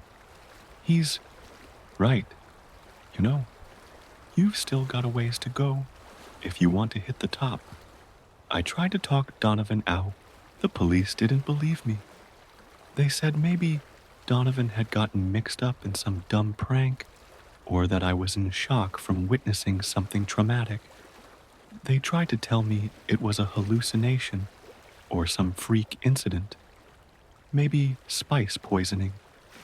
But Donovan's parents, they weren't buying it. They blamed me from day one, told everyone that I'd gotten their perfect son into trouble and run with the wrong crowd. They made it clear they thought I was covering up something worse, maybe even responsible for his disappearance. Every time I saw them, they looked at me with pure hatred. They moved away a few months later. I think it was easier for them to start over somewhere else, away from the town where Donovan vanished. The cops marked it as a cold case, a likely abduction, maybe a runaway situation, though they never found any leads. No body, no evidence, nothing. But I know what I saw. I don't touch spicy food anymore. I can't even walk down that street without feeling sick. And when the wind blows just right, I swear I can still smell ash in the air, like a faint reminder of what happened. So here's my advice. If you ever see a cart offering free spicy snacks, just walk away. Don't even look at it. Trust me, you'll thank me later. One night at the Society of Liars. You know, in this day and age, everything has its own society, community, or forum, whether offline or online. Even the strange and nonsensical ones have. You ever heard about a bunch of kids taking pictures with DSLR lens caps? Yeah, very specific. The lens caps. That falls into the doesn't make sense category for me, and yet it has its own societies and communities in different cities. Welcome to Millennial. Yay. Now, if you think about it, it wouldn't be odd to find that almost everything else has its own society, community, or forum. Take liars, for example. Yeah, liars. People who tell lies. They have their own society too. I mean, why not? Especially when you're in the habit of lying, constantly telling lies, and want a safe space to do it without hurting your family or loved ones. It's much easier to lie to a group of people who already know you're lying than to deceive the people who truly matter to you. I was once a part of this society of liars. Once, like any other society, the society of liars I'm talking about had a name. It was called Liars' Dinner because it was held once a week at night, where we shared lies over dinner and snacks, pretty much like any other gathering, except for one key rule. Everything we said was a lie, every single thing, and all the members of the gathering must react and respond as if the story is real, no matter how badly the lies are told by other members. There are many reasons why people tell lies. The most common is to avoid trouble. Truth gets you into trouble, so you lie. Others lie because they're manipulators. They enjoy controlling situations and people. But the most fascinating liars, in my opinion, are the dreamers. The ones who wish they could do something they never could, so they lie about it.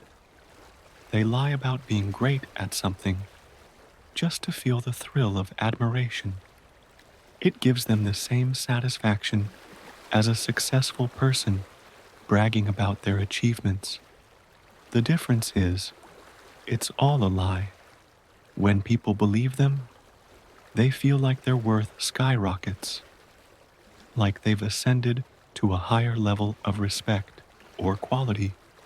But in reality, they haven't. As seasoned liars, most of us could spot the difference between truth and lies, no matter how well disguised. Some lies are obvious, even to a child. Take Danny Allman, for example, a short, chubby, awkward guy and a terrible liar. His lies were so bad, they were almost entertaining. He'd spin the same stories over and over about robbing banks or hooking up with supermodels. You didn't need a PhD in psychology to know he was lying. Then, there are lies that only experts can debunk. Like if someone claims to have robbed a bank but gets the details wrong, someone with experience would catch it immediately. A lie is a lie. It didn't happen. And if you've lived with lies long enough, you can always tell the difference. But have I ever met someone who told a lie so convincing that it sounded like the truth? A story where every detail matched, down to the tiniest nuance? Yes, I have. Do I think they were lying or telling the truth? Well, you tell me. It was the 57th Liars Dinner Gathering. Only 7 out of 24 members showed up. It was a cold and rainy night. One of the Society of Liars' core rules was anonymity. No one knew anyone's real identity. We all used fake names, and no personal details were shared when we joined. The only things we knew about each other were our faces, fake names, and the lies we told. My name in the society was Lucas Dwell, Luke for short. I ran from the parking lot to the building to avoid the rain, knocked on the door, and was greeted by Max. "Yo, Luke, our liar of the month is here," Max exclaimed, grinning. "How's your day, mate?" "Terrible. As always. Everything went horribly wrong today," I replied, stepping inside. "In the liar's dinner, the moment you entered the room, everything you said had to be a lie." "Wow, that's sad," Max said with a chuckle, handing me a cup of warm coffee. The others, Danny, Lionel, Neil, and Randall, were already there. Shortly after, Nicholas arrived, making it 7 of us. Max started the meeting, and we all took turns telling our lies. Danny kicked things off with his usual nonsense. Crime sprees and supermodels. Predictable. Lionel tried something new, claiming he'd hooked up with a famous actress. Close, but the details didn't quite add up. Neil and Randall teamed up, boasting about launching a startup that became wildly successful in just 3 months. Too good to be true. Finally, it was Nicholas's turn. Usually, he'd launch straight into tales of glamour and luxury, but that night was different. He sat there, scanning the room, a strange smile on his face. "Well," he began, "this week, I experienced something I've never experienced before. Something extreme." He paused, letting the silence build. "I murdered someone." The room fell silent, everyone staring at him in disbelief. Throughout 57 meetups, with 24 members, no one ever told a story or a lie about murdering someone. Some members did share stories about doing horrible things to people they hated, like their bosses or their bullies, but never a murder. "Wow, this is new," Max exclaimed from the back, as excited as ever, clapping his hands slowly. "Go on." "It actually happened 3 days ago," Nicky began his story. "The day started out like every other day. I woke up in the morning, had breakfast, and kissed my wife goodbye before heading to work." Unlike the way he had opened his session earlier, his voice softened as he started his story. "So I did my job as best as I could at the office, just like I always do. However, unlike every other day, it turned out to be the worst day ever. That morning, I had a meeting with a potential investor for the company I work for. I've never had a problem dealing with third parties before, whether they were future clients or investors. But this one guy I met that morning was really tough. He asked me questions and I answered, but no matter what I said, he always had a counter-argument. It was as if everything I said was wrong, You know, it wasn't the first time I talked to potential investors. I've been doing this for years. Most of the questions they ask are predictable, and I know the answers by heart. So I started to think that this guy was intentionally giving me a hard time, and I didn't know why. Long story short, the deal fell through. It was a complete failure. My boss had warned me beforehand that this deal was huge, so if I failed, I'd be in trouble. And I was. When I got back to the office, I had to endure the full wrath of my boss. My day was officially ruined, and it didn't stop there. It got worse. Just as my boss was done yelling at me, he reminded me of another meeting in the afternoon. That's when I realized I'd forgotten to bring the files he needed for the meeting. I couldn't afford more trouble, so I sneaked out of the office and drove home. My plan was simple: grab the files and get back before my boss noticed I was gone. But when I got home, I heard noises coming from my bedroom. It was my wife, moaning. With pleasure, I walked toward the doorway. It wasn't closed, so I could see everything clearly. My wife, in the middle of having sex with another man. I wasn't asking about the society or the rules, Max said. I was asking your opinion about Nikki's story. I don't know, Max. Seriously, I'm not a good liar, Randy said. But Nikki's story was too convincing. I felt like I was drawn to it. Okay, this is breaking the rules we set for ourselves. Danny finally spoke. We're not supposed to discuss whether the other members' stories are truth or lies. Yeah, but we've never heard a lie this good in the society before. And it's Nikki we're talking about. Even I always noticed some details that were off in his stories, Randy commented. Also, we all agreed that there's no such thing as a perfect liar. Well, yeah, but rules are rules, Randy, Danny replied. Okay, Danny's right, Max said again. But one more question. He remained leaning on the door. Who else here thinks that Nikki isn't actually coming back? No one raised their hand, but from the looks in their eyes, I was sure everyone had the same answer to that question. And for the next 30 minutes, we sat in silence, each lost in our thoughts, pondering the thing we weren't supposed to discuss. After the rain and wind stopped, one by one, everyone got up from their seats and walked toward the door. We left without saying a word, but we all had the same thoughts lingering in our minds. 2 days after the gathering, I stopped by a coffee shop near my house after work. Just as I was about to pull out a chair, I heard a familiar voice. Lucas, Dwell, the voice said slowly, or whatever your real name is. I turned to see Maxwell Duncan, if that was even his real name, sitting at a table next to the one I was about to sit at. Max gestured for me to join him, so I sat across from him.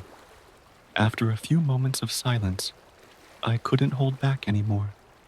Okay, this isn't the society's room, so I can ask whatever I want, I said, trying to keep my voice low.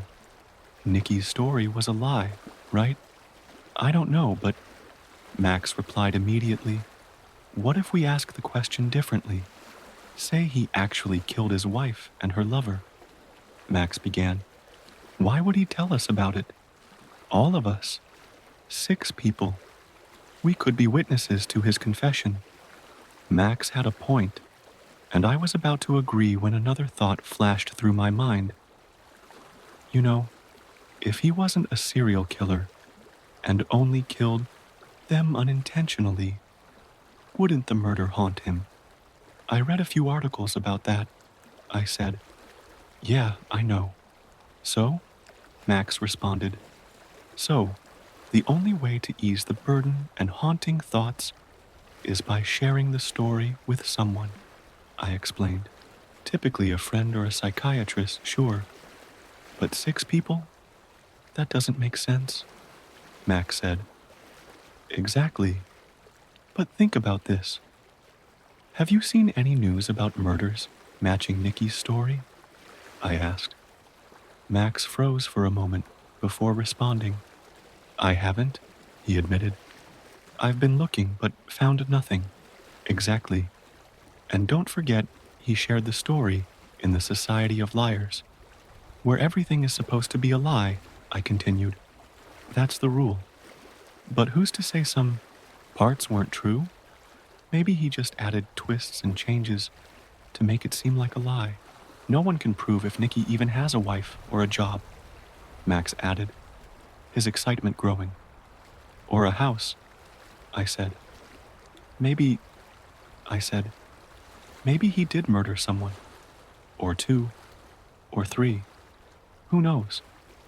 I paused. But it's clearly not his wife and her lover.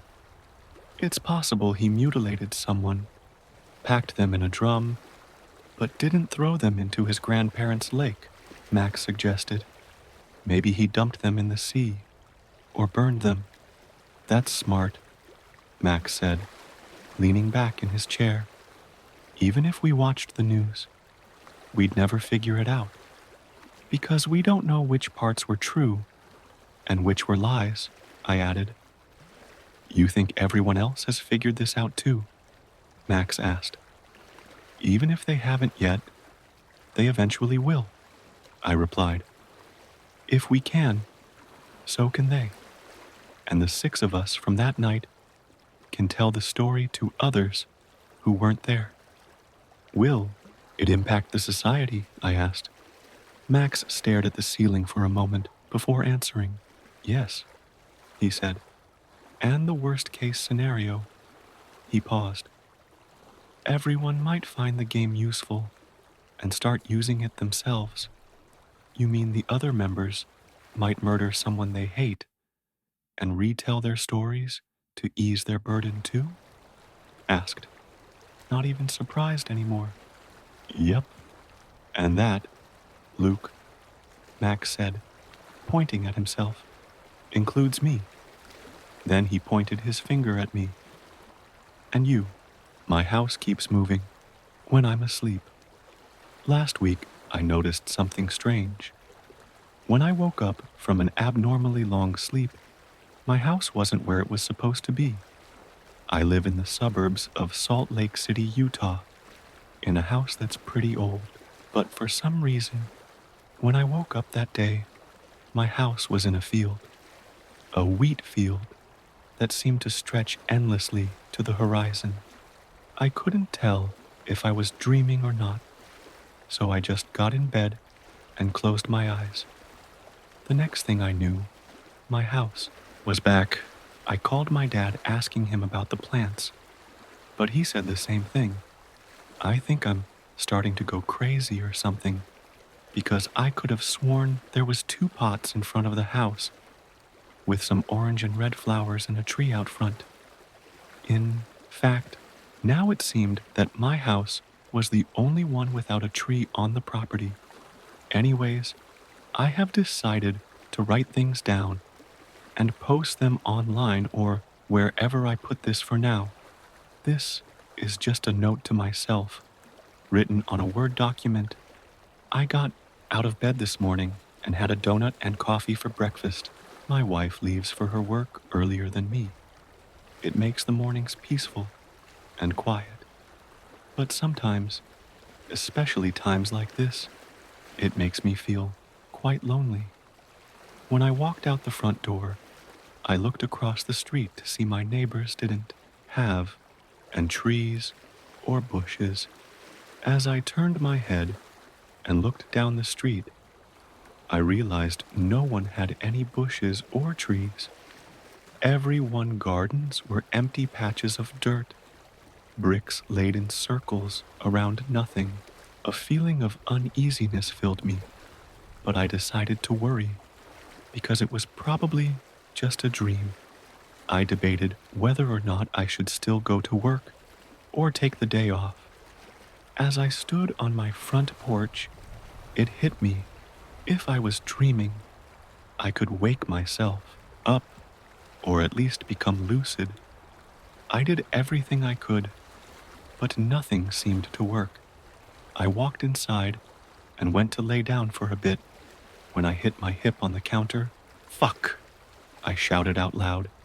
The sharp, agonizing pain or bumping into a marble corner was indescribable. It hurt a million times worse than it should have. I looked at my hip and noticed I was bleeding. It wasn't bad, just a small cut, but it still hurt enough for me to call it quits for the day. When I pulled out my phone to call in sick, I couldn't find my boss's contact, and I couldn't remember his number, and for some strange reason, I couldn't remember his name or hers. I completely forgot what they looked like, what they sounded like, and then I couldn't remember where I worked. I sat down trying to think, but I started to question if I even had a job. Nothing felt real, and I had no idea what was happening. I think I just need to get some sleep. I woke up to loud bang. I jumped out of bed, dazed and confused. I was sweating and I couldn't remember what I was doing asleep. So late until I saw my laptop open beside me. I heard footsteps that crept closer to the door. "Who are you?" I shouted. The bedroom door swung open, and I saw my wife. "You're home? This early?" I asked. "It's 7. I'm late." "Oh shit, it's 7. But that doesn't make any sense. I feel like just 2 minutes ago, I was going to go to work, but then some weird stuff happened. And speaking of that, I need to tell you. Work? You got a job." "What do you mean you got a job? You said you were going to work. Why? Didn't you tell me that you got a job?" "What are you saying? I've had this job for 10 years. I don't know what else to say." "Are you okay?" "Well, no. There's a bunch of weird stuff happening, and I'm losing my mind about it. Like the plants you won't shut up about." "Well, yeah, but the neighbors don't have any plants. Didn't you see?" "Honey, you need to get some rest. I don't know what has gotten into you." "What?" "My wife never called me honey before. It's just you need to sleep." "I've been sleeping." "Well, okay then. I need to run to the store and buy some dog food." "What? For who?" "For us." "Silly." Her voice sounded strange, monotone, and lacking any emotion at all. "While I'm gone, you should really go sleep." "No." "What do you mean for us?" "For our dog. It's hungry." "We don't have a dog." She looked at me with a blank stare and said, "I don't know what you're talking about. He's right outside." I turned around and looked out the back door and saw a small sheepdog running around on a yard full of dirt. I couldn't remember if there was grass in the backyard, and then I started to remember having a dog. I looked back at my wife, and I couldn't seem to fully recognize her. Her face felt off. I could recognize her voice, even the strange way she was talking to me, but her face I just couldn't remember, even when looking directly at her. I made myself dinner and went to my bed, but my wife never came to join. I shouted her name a few times until I forgot what her name was. It was like I had been shouting gibberish. I got out of bed and felt lost. I walked around the dark house that now felt like a different world and couldn't find my wife. But then it hit me, a realization of fear. I was alone, and I never had a wife. I keep reading this over and over and over again, but I can't remember anything I didn't type in the last 5 minuets. I'm losing my mind. I have decided to just go to sleep and figure things out in the morning. I woke up around 3-ish in the morning. I was cold, so I got up to turn on the heater. But when I looked outside, I saw a forest. I ran to every window in the house to be met with the same sight. A pitch black forest, one of those it eats, excrement, and caked on dust. Inside the bowl, I had to rub a pumice stone to get the remnants that were stubborn. Then somehow the sink was worse. Strange black stains covered the porcelain that didn't want to come out. By the time I finished, in the bathroom, my nose burned with bleach and my hands were dry and wrinkly. I should have worn gloves, but I was running out of time for this apartment. I went back downstairs to my car to grab my mop and shit, I forgot to wipe down the freezer. Re-entering the apartment, mop in hand, I set it down and make my way back to the fridge. I open the freezer for the first time in my time cleaning, and the smell hits me like a train. The sight was just as horrid, black mold. I looked up photos to confirm, and it was in fact black mold, slimy and dark and putrid. I spray it with all-purpose cleaner, and it wipes away easily. Thank God. With the freezer open, the only scent is stale coldness mixed with rotting cheese, or maybe what death would smell like. I pull up the neck of my shirt and tuck it under my glasses, trying to put something between me and the smell. My rag was soaking with the disturbed mold, cleaner, and the gathering condensation. It was gross, to say the least. I've always been scared of mold, or anything that can be perceived as infectious or rotten. If something is even a day past expiration date, I toss it, scared that I'll become sick or worse. And being even close to the stuff had my stomach turning, making me want to leave as quickly as possible. The vacuuming took too long, and the mopping was easy. Finally, I can clock out and go home. Take a damn shower. I toss the mold-covered rag in with the rest of my apartment trash and drive home in a dazed rush. I'm usually tired around this time of day. That apartment definitely didn't help. During my drive, I can still smell the apartment. Its stench clung to my clothes and my skin.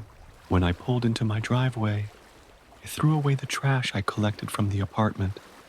The first step in forgetting that place. I take my well-deserved shower, staying in until the water turns cold. I scrub hard against my hands and face to get rid of the phantom feeling of the mold. I never made direct contact with it, but it still felt as if it were clinging to my skin. Once I finished, I dumped my work clothes into the washer by themselves. It made me feel safer, cleaner. I spend the rest of my afternoon in my bedroom, playing video games, watching videos, texting my friends to complain about the apartment. A friend said the best way to get rid of black mold is baking soda. Wish I knew that before I had to waste a rag. And the next morning comes quickly, a Tuesday morning. I get up early for class, then get to my car at 7-ish. As I sit down, pull up my music, and buckle up, a sharp, gross smell hits my senses.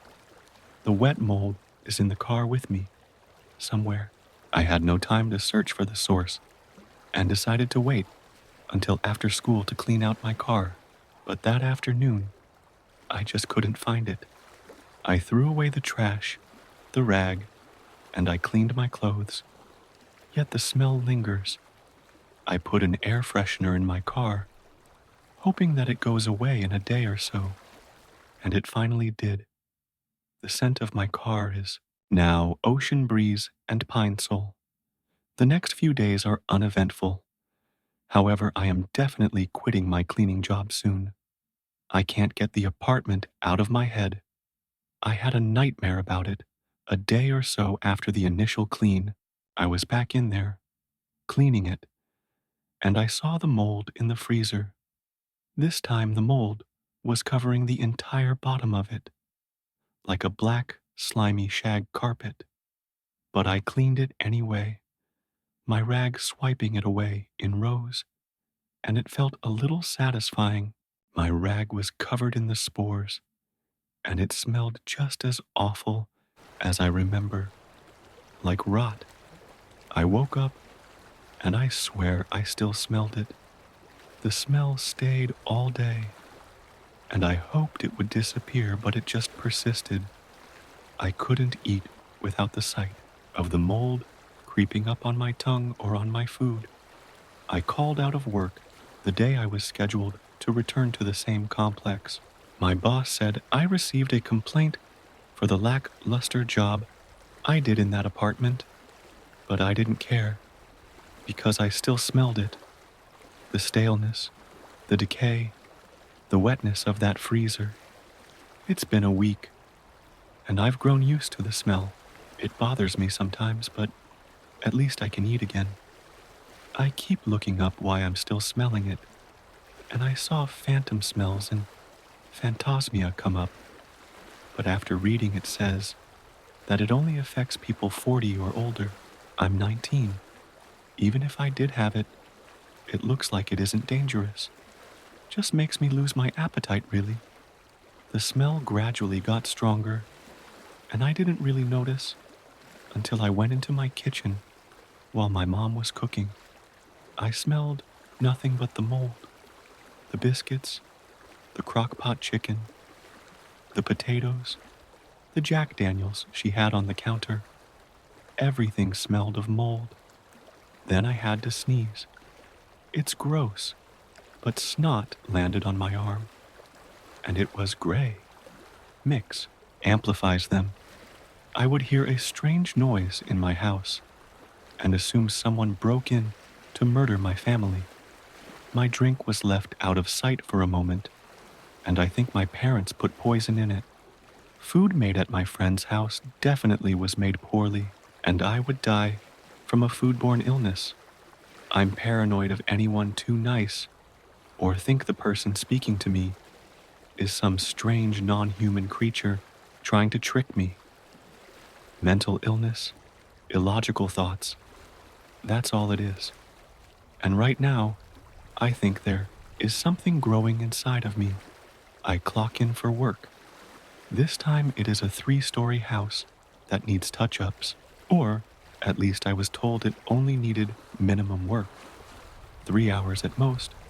I go to the bottom floor to begin, and I notice spiders and their webs strewn about in every corner, hall, and doorway.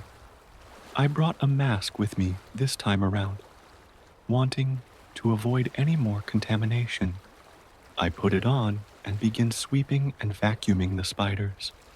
None got on me, but of course I feel them crawl on my skin and their webs touch my eyes. I'm easily overwhelmed by it all. Ironically, this was the first house I cleaned when I started 6 months ago, and I decided it would be my last. The sheer amount of discomfort I've experienced lately because of this job is not worth the pay. So I call my boss and tell her I'm going home. I quit, and it feels cathartic. I feel relief for the first time in a while. I take a deep breath and smell scentless air, dust, not mold. I grab my supplies and head up the stairs, lock the door, then drive home. And the smell is completely gone the next morning, and the next day, and the next. My thought process was that one of my biggest stressors, my job, is finally gone. So maybe that phantasmia was caused by stress, but yesterday morning, I felt sick to my stomach. I shot out of bed, feeling bile rising up through my throat. I barely make it to the bathroom before I'm expelling into the toilet. I shut my eyes and ride it out. Throwing up is scary to me, but I rather that than feel awful all day. I cough and finally look into the bowl.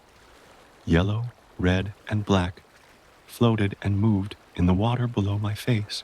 Chunks of black things bob up and down as I breathe heavily. Then more comes up. It feels like it's getting caught in my throat as I choke and cough, managing to hack some of it up and out. What looks like a large blood clot slaps onto the water and the scent hits me once again after being free from it for a week. Black mold. The taste of it on my tongue reminds me of spoiled milk chunks you would accidentally drink, or what rotten meat smells like, but also a similar feeling to ingesting hand sanitizer after licking your fingers. I threw up again due to the sensory overload, mostly yellow bile, thankfully. After what I assume was an hour, it finally stopped. It was on and off for the whole day, and this morning I'm finally going to the doctor. Wish me luck, guys. I brought something back with me. After my mom died, I was devastated. It felt like one of those old underground nuclear test videos in slow motion, where the ground explodes upwards, then slowly falls back into its old place before collapsing into a crater. But I had to be strong. I had to handle family, the funeral, her estate, and everything else. Once I had a second to breather, I extended my leave at work, packed a bag, hopped in my car, and just drove. I wound up in Texas before deciding it was time to make my way back to Philly. I planned out the next leg of my trip, figured I'd spend a few nights at a 5-star hotel in New Orleans, then a few nights in a cabin in the middle of Georgia, before red-eyeing it back to the city. For my journey, I had packed an ounce of OG Kush, 10 hits of sunshine equivalent acid, and a fuckload of liquor. Along the way, I had been partaking here and there, but when I got to New Orleans, I decided, fuck it, and took 7 hits of the acid, smoked at least a half-ounce of weed, and finished an entire bottle of Jack. To say I had an experience would be an understatement. In the haze of it all, I'm pretty sure I broke through something I shouldn't have. I remember being seen by something much bigger, not God, something different. I felt it judge me negatively, not just that I wasn't ready, but that I was unclean, and I felt immense shame. I felt like it gave me a cosmic bitch slap of sorts and sent me back to reality, to lucidity of sorts. Standing in the hotel room, suddenly feeling like I was back in my own body, in my own head, I felt a presence. 2 of them, actually. There was some mind that taunted me, mocked me, but there was another mind, one that stayed quiet and seethed with rage, hate, for me. To say I felt I was in danger is an understatement. In that moment, some deep part of me knew what to do. I began to see my own body as a sort of translucent thing, a shell. Inside were these swirling balls of light at different points, from the top of my head down to the base of my spine. As I breathed in, they began to spin more fiercely, and I felt light building up inside of me. More and more and more light. Suddenly, a lightning bolt of sorts crashed down upon me through my head to the base of my spine, and the light exploded into the room. I knew it was toxic to those other minds, those beings, and I immediately felt their presence dissipate. I wish I could say everything was fine after that. Unfortunately, things got much worse. A twisting, coiling sensation overtook me, rising up from the base of my spine. I felt like I was twisting through different worlds, different realities. I decided then to smoke another joint to calm down, and it helped. I still felt unclean and figured a shower would make sense, but as I took this shower, I had something telling me I was purifying myself. I was washing myself clean of the filth that earned me that cosmic bitch slap. When I emerged, I felt good.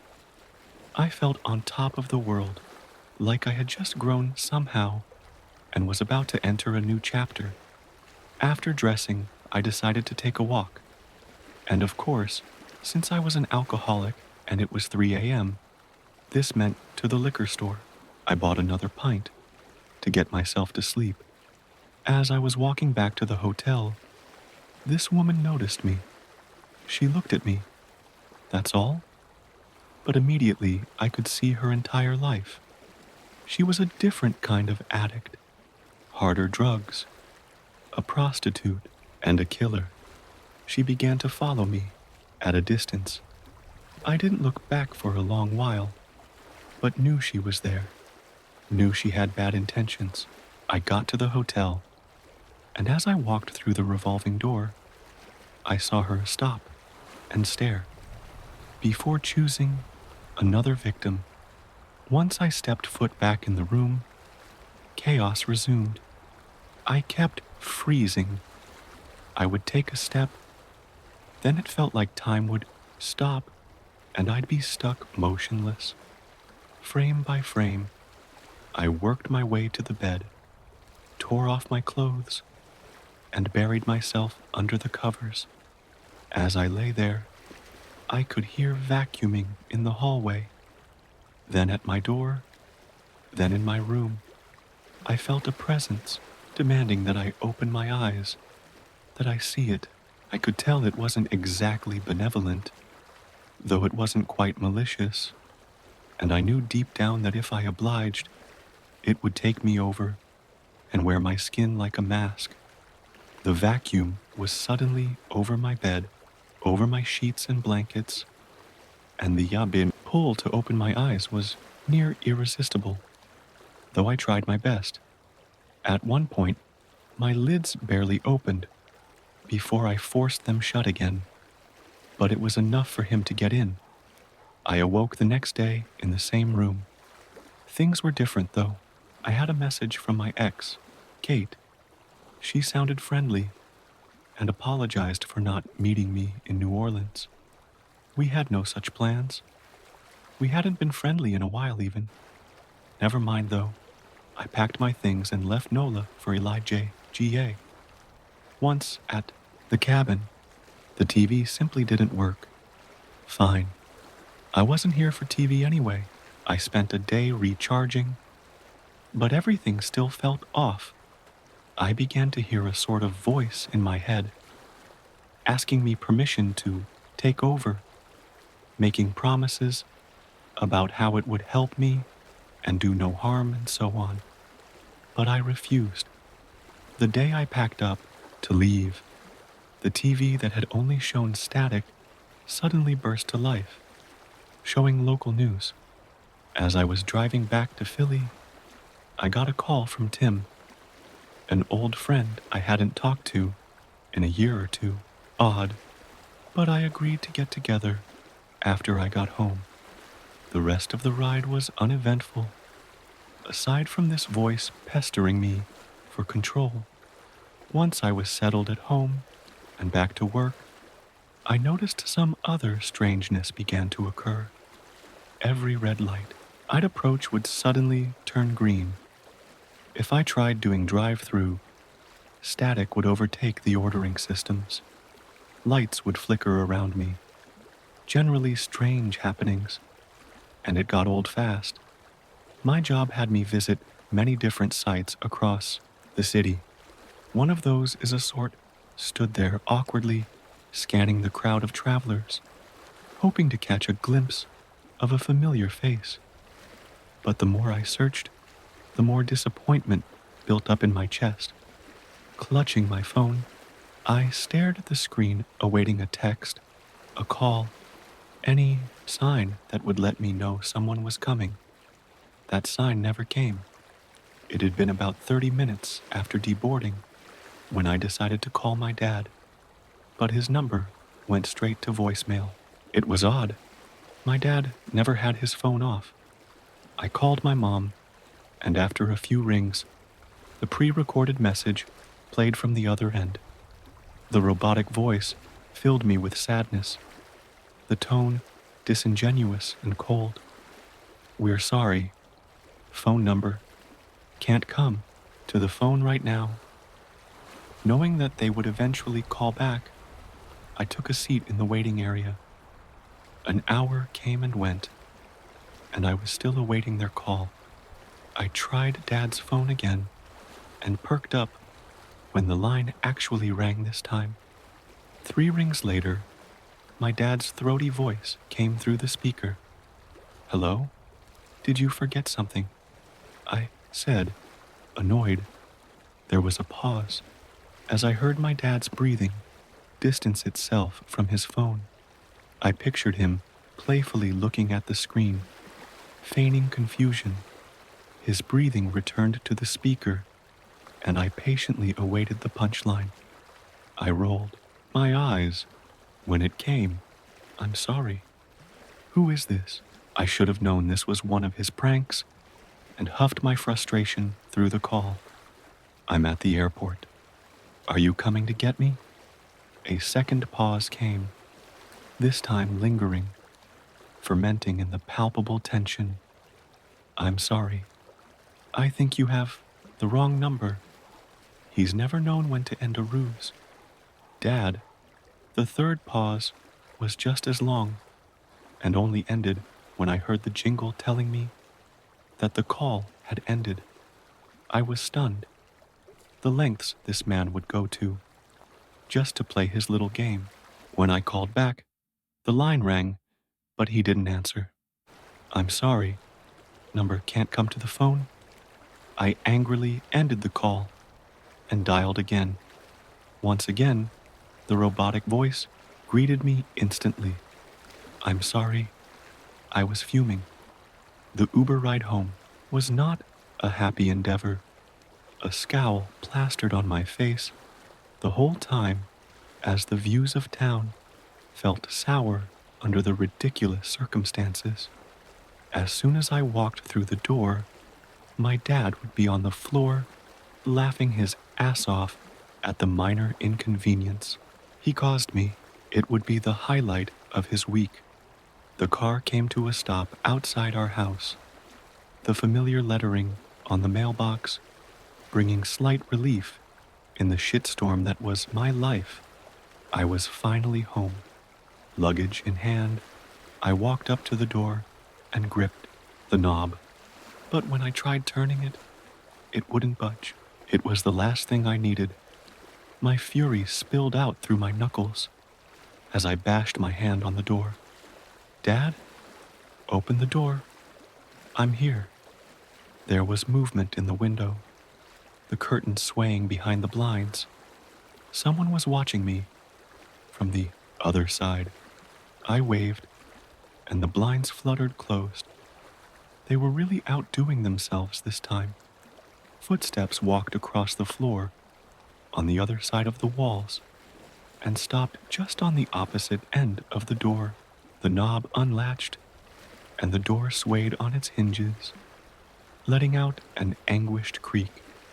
Someone was peering out of the small crack, their gaze dismissive and cold. "Hi, how can I help you?"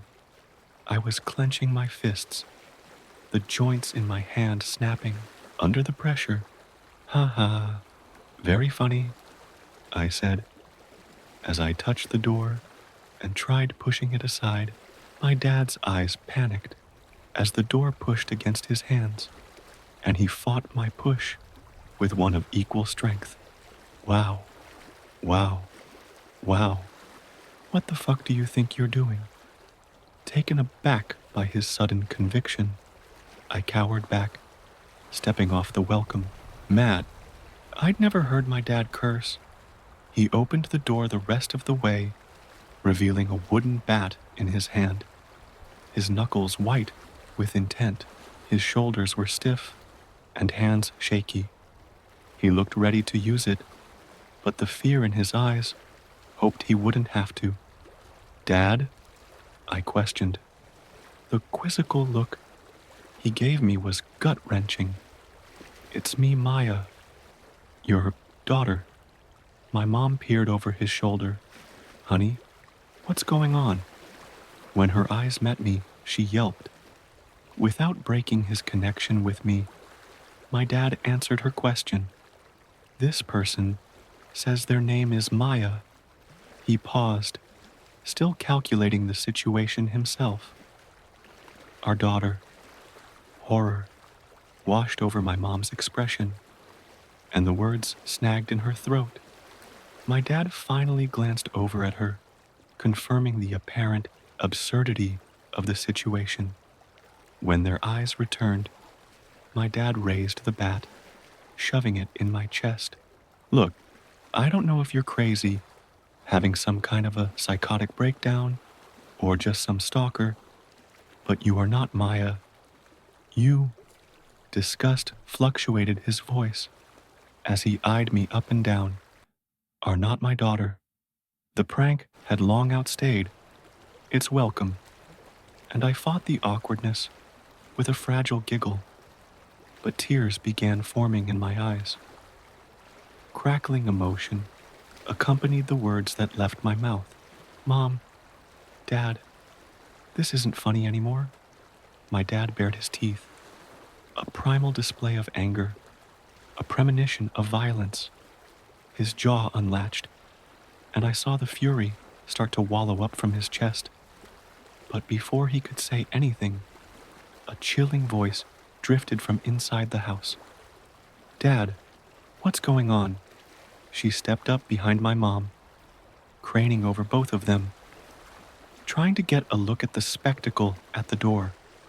A void formed in the center of my chest as I recognized the person standing behind my parents. It was me. It was like staring into a mirror. The blonde hair, glasses, eyes, mouth, tone of voice, an identical twin, a doppelganger, an imposter. Shock rang in my ears, and the world became distant, muted. It was as if a bomb had gone off beside me. I was woozy, fighting not to hyperventilate. The head of the bat pushed the air out of my lungs. Hey, stop looking at her like that, you freak. I had been staring at the duplicate, but wasn't sure for how long. My mom cradled her baby in her arms, protecting the girl, protecting me from myself. My dad gently placed the bat under my chin and forced my face in his direction. Look at me, you freak. If I see you around here or near my daughter again, I will take this bat and smash your head in. Do you hear me? Too stunned to say anything, I just stared at him. The bat shoved me back a few feet. Do you hear me? He growled. My mom held him back. Honey, that's enough.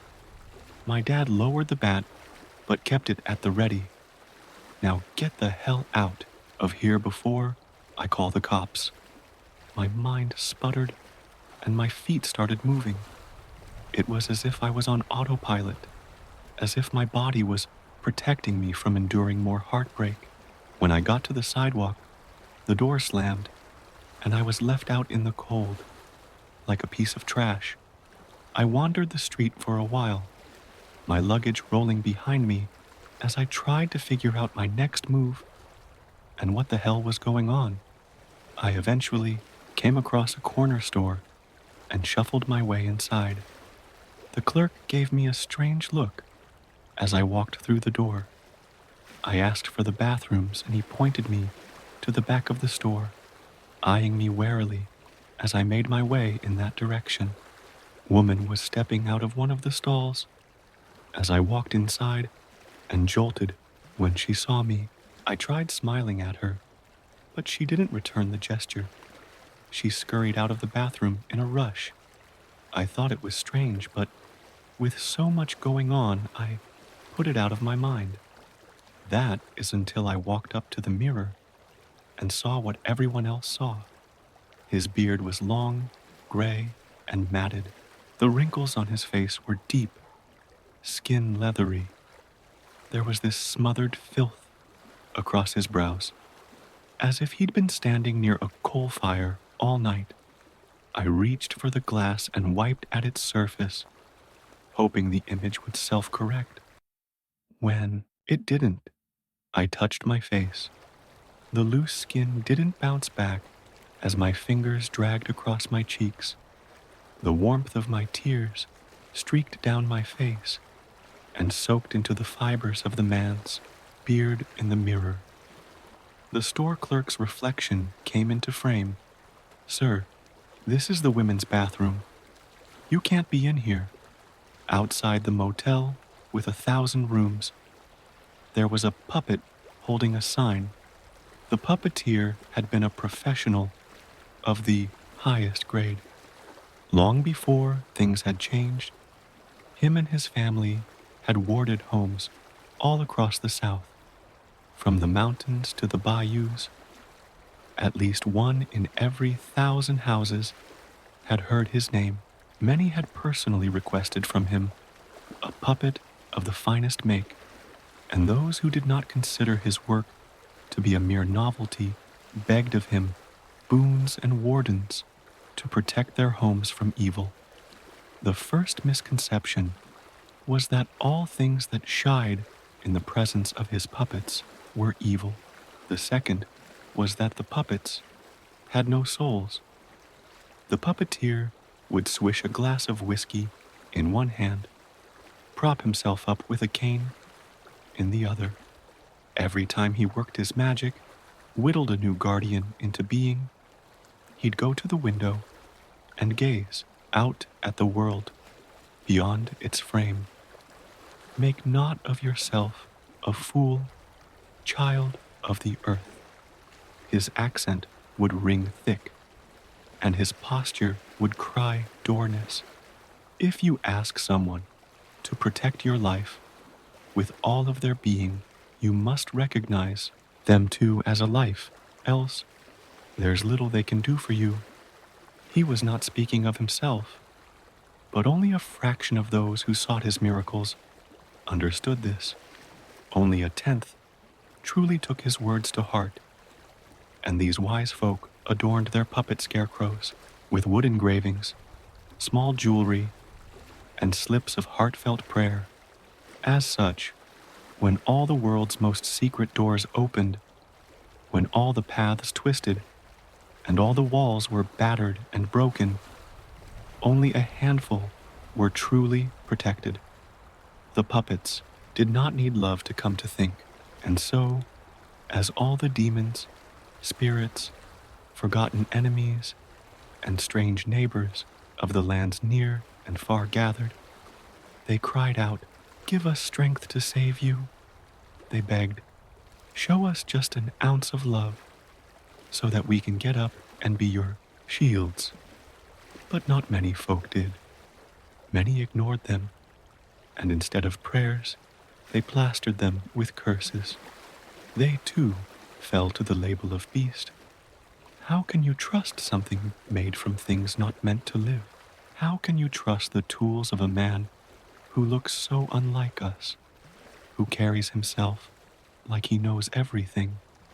And they burned them, carved them up, chopped them, defaced them, and ruined their beauty before it could bloom. They did not understand that this made the world only the angrier, that even the beasts that would tear you in two loathed that which had no heart, and the most fiendish of monsters loved discord and degradation. The puppeteer and his great, wide net of family ties all cried out in unison, "We tried to give you wardens. We tried to teach you how to save yourselves. We've done it for generations, and we'd meant to do it for more to come. And this is what you do?" And so it was that they were branded devil worshippers, accomplices to the devil's damnation. Even long after they'd all forgotten the name of the devil they were accused of giving fealty to. And so it was that, "Is that why I can't move?" asked the puppet. The old man smacked his lips, took a shot of whiskey.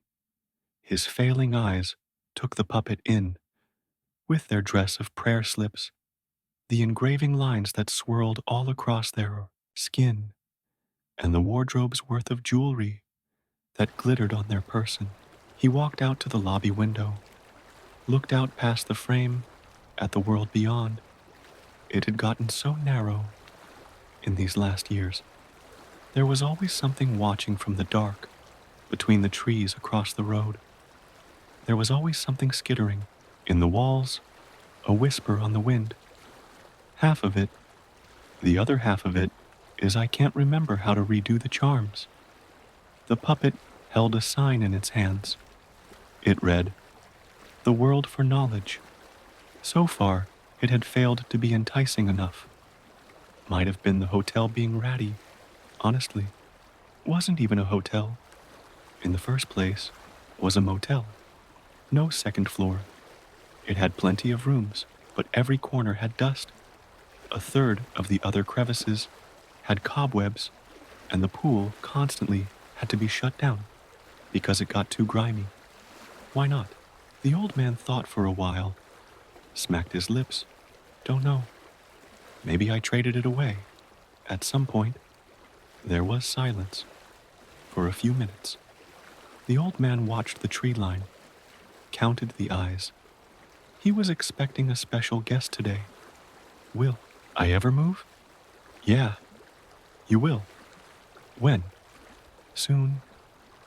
"Okay, I'm glad. I don't like it when they walk by me and I can't do anything." Something shadowy whispered past the old man and the puppet. Something creaked and groaned. Something shuffled and choked. A soul slithered. A demon walked. A man limped. Not one of them stopped, except to nod or glance. The reception cleared. Them. The rooms were assigned, and never once did the motel become full. Only when the old man could no longer see the eyes in the woods, only when he could barely hear the noises passing him by, did someone finally stop. The devil was taller than him by several hand-widths. His coat was clean and tatterless. His beard was thick and dark, and his eyes were full of pity. Not a single soul? Not one. Maybe you've harvested all the good ones already. That is not my responsibility. It never has been my burden. Maybe it's time for you to try your hand at it. The puppet's sign had been taken down. It now sat in the dumpster behind the motel, having served its purpose. It did not see the puppeteer work, having been turned to face the lobby doors, but it felt his chisel work symbols into its back. It watched the person at the reception desk tremble as they held the phone, slowly put it down, and turn away. It heard the puppeteer cry out, felt his hands shake, but when it was turned to face the trees again, it did not see him. It stood on its own legs. It took a step forward, thinking to go find him, but it stopped. Somehow, it was sure it would never find him. Instead, the new master of the motel walked out from the forest, wearing a coat splashed with splotches of red. The devil looked down at the puppet, gave it a name to wear over its old one, like a second skin and took it by the hand. It guided it through the doors and led it to its very own room. It had never felt less safe that night than it had dawn and dusk, sitting outside the motel. The eyes had never felt more heavy. The skittering in the walls had never been so clear, and the whispers outside the window had never been so loud. Footsteps pounded, dripped, pittered, and wandered down the halls outside its room. None of them were familiar now. It stayed where it was for hours until the sun disappeared. Eventually, something with long fingers stuck its nails in the door. It moved them up until it could jiggle the latch. The small metal bar flipped upwards and the door slowly pulled back. The puppet no longer knew when it was passed by evil. There's a woman in my shower, but I live alone. It started innocently enough. I came home from work late last night, exhausted, to find the bathroom light on. I hadn't left it on. I'm meticulous about turning off lights to save on the electric bill, but I brushed it off, thinking maybe I'd just forgotten in my rush to leave that morning. I didn't notice it at first. I didn't notice her. The sound of the shower running woke me at 2 a.m. At first, I thought it was the pipes. My apartment is old, and strange noises are part of the charm, or so the landlord says. But when I got up to check, I saw steam pooling out from under the bathroom door. I froze. I live alone. The door handle was warm to the touch. I hesitated, every nerve in my body screaming for me to run. But curiosity, or maybe stupidity, got the better of me. I pushed the door open. The mirror was fogged over, and water streamed down the shower curtain. For a second, I was ready to laugh it off. Maybe I'd turned the shower on accidentally earlier in the night. Maybe. Then I saw the shadow, a figure behind the curtain, silhouetted by the bathroom's faint yellow light. Who's there? My voice cracked, sounding far less intimidating than I'd hoped. The shadow didn't move. It just stood there, watching me, or waiting. I grabbed the heaviest thing I could find, a bottle of shampoo, and yanked the curtain open. The shower was empty. The water was still running, pouring down on the spotless porcelain, but there was no one inside. Heart pounding, I turned off the water, shaking so hard I could barely grip the handle. When I looked up, the mirror was still foggy, except for one spot. 4 words were scrawled there, written in the steam. Why did you look? I stumbled back, nearly tripping over the bath mat. I hadn't noticed before, but the air in the bathroom felt wrong, heavy, oppressive, like the moment before. Oh, thunderstorm. My instincts screamed at me to leave. I bolted out of the bathroom and locked the door behind me, though I wasn't sure what good it would do. My hands were trembling so much that I dropped my phone twice before I could dial the police. The dispatcher sounded calm, almost bored, as I explained that someone had broken into my apartment. Stay on the line, she said, but her voice faded into static. Then, I heard it. The shower turned on again. This time, the sound was different. It wasn't just water. It was humming. Soft, melodic tune, eerily cheerful, coming from behind the locked bathroom door. I grabbed a knife from the kitchen. My mind raced as I backed toward the front door, and then, from the other side of the door, came a knock. Soft at first, then louder. Come back, a voice whispered. It sounded distorted, like it wasn't quite human. I did what any sane person would do. I ran. I didn't stop running until I reached my car. I didn't even lock the apartment door behind me. When the police arrived, they found no signs of forced entry. My bathroom was dry, the mirror spotless. They chalked it up to stress and a vivid imagination. But I know what I saw. I know what I heard. I've been staying at a motel since then, trying to convince myself it's over. But last night, I woke up to the sound of water dripping. There was steam on the motel mirror, and written in the condensation were the same 4 words. Why did you look? This time, there was something else beneath it. You can't hide.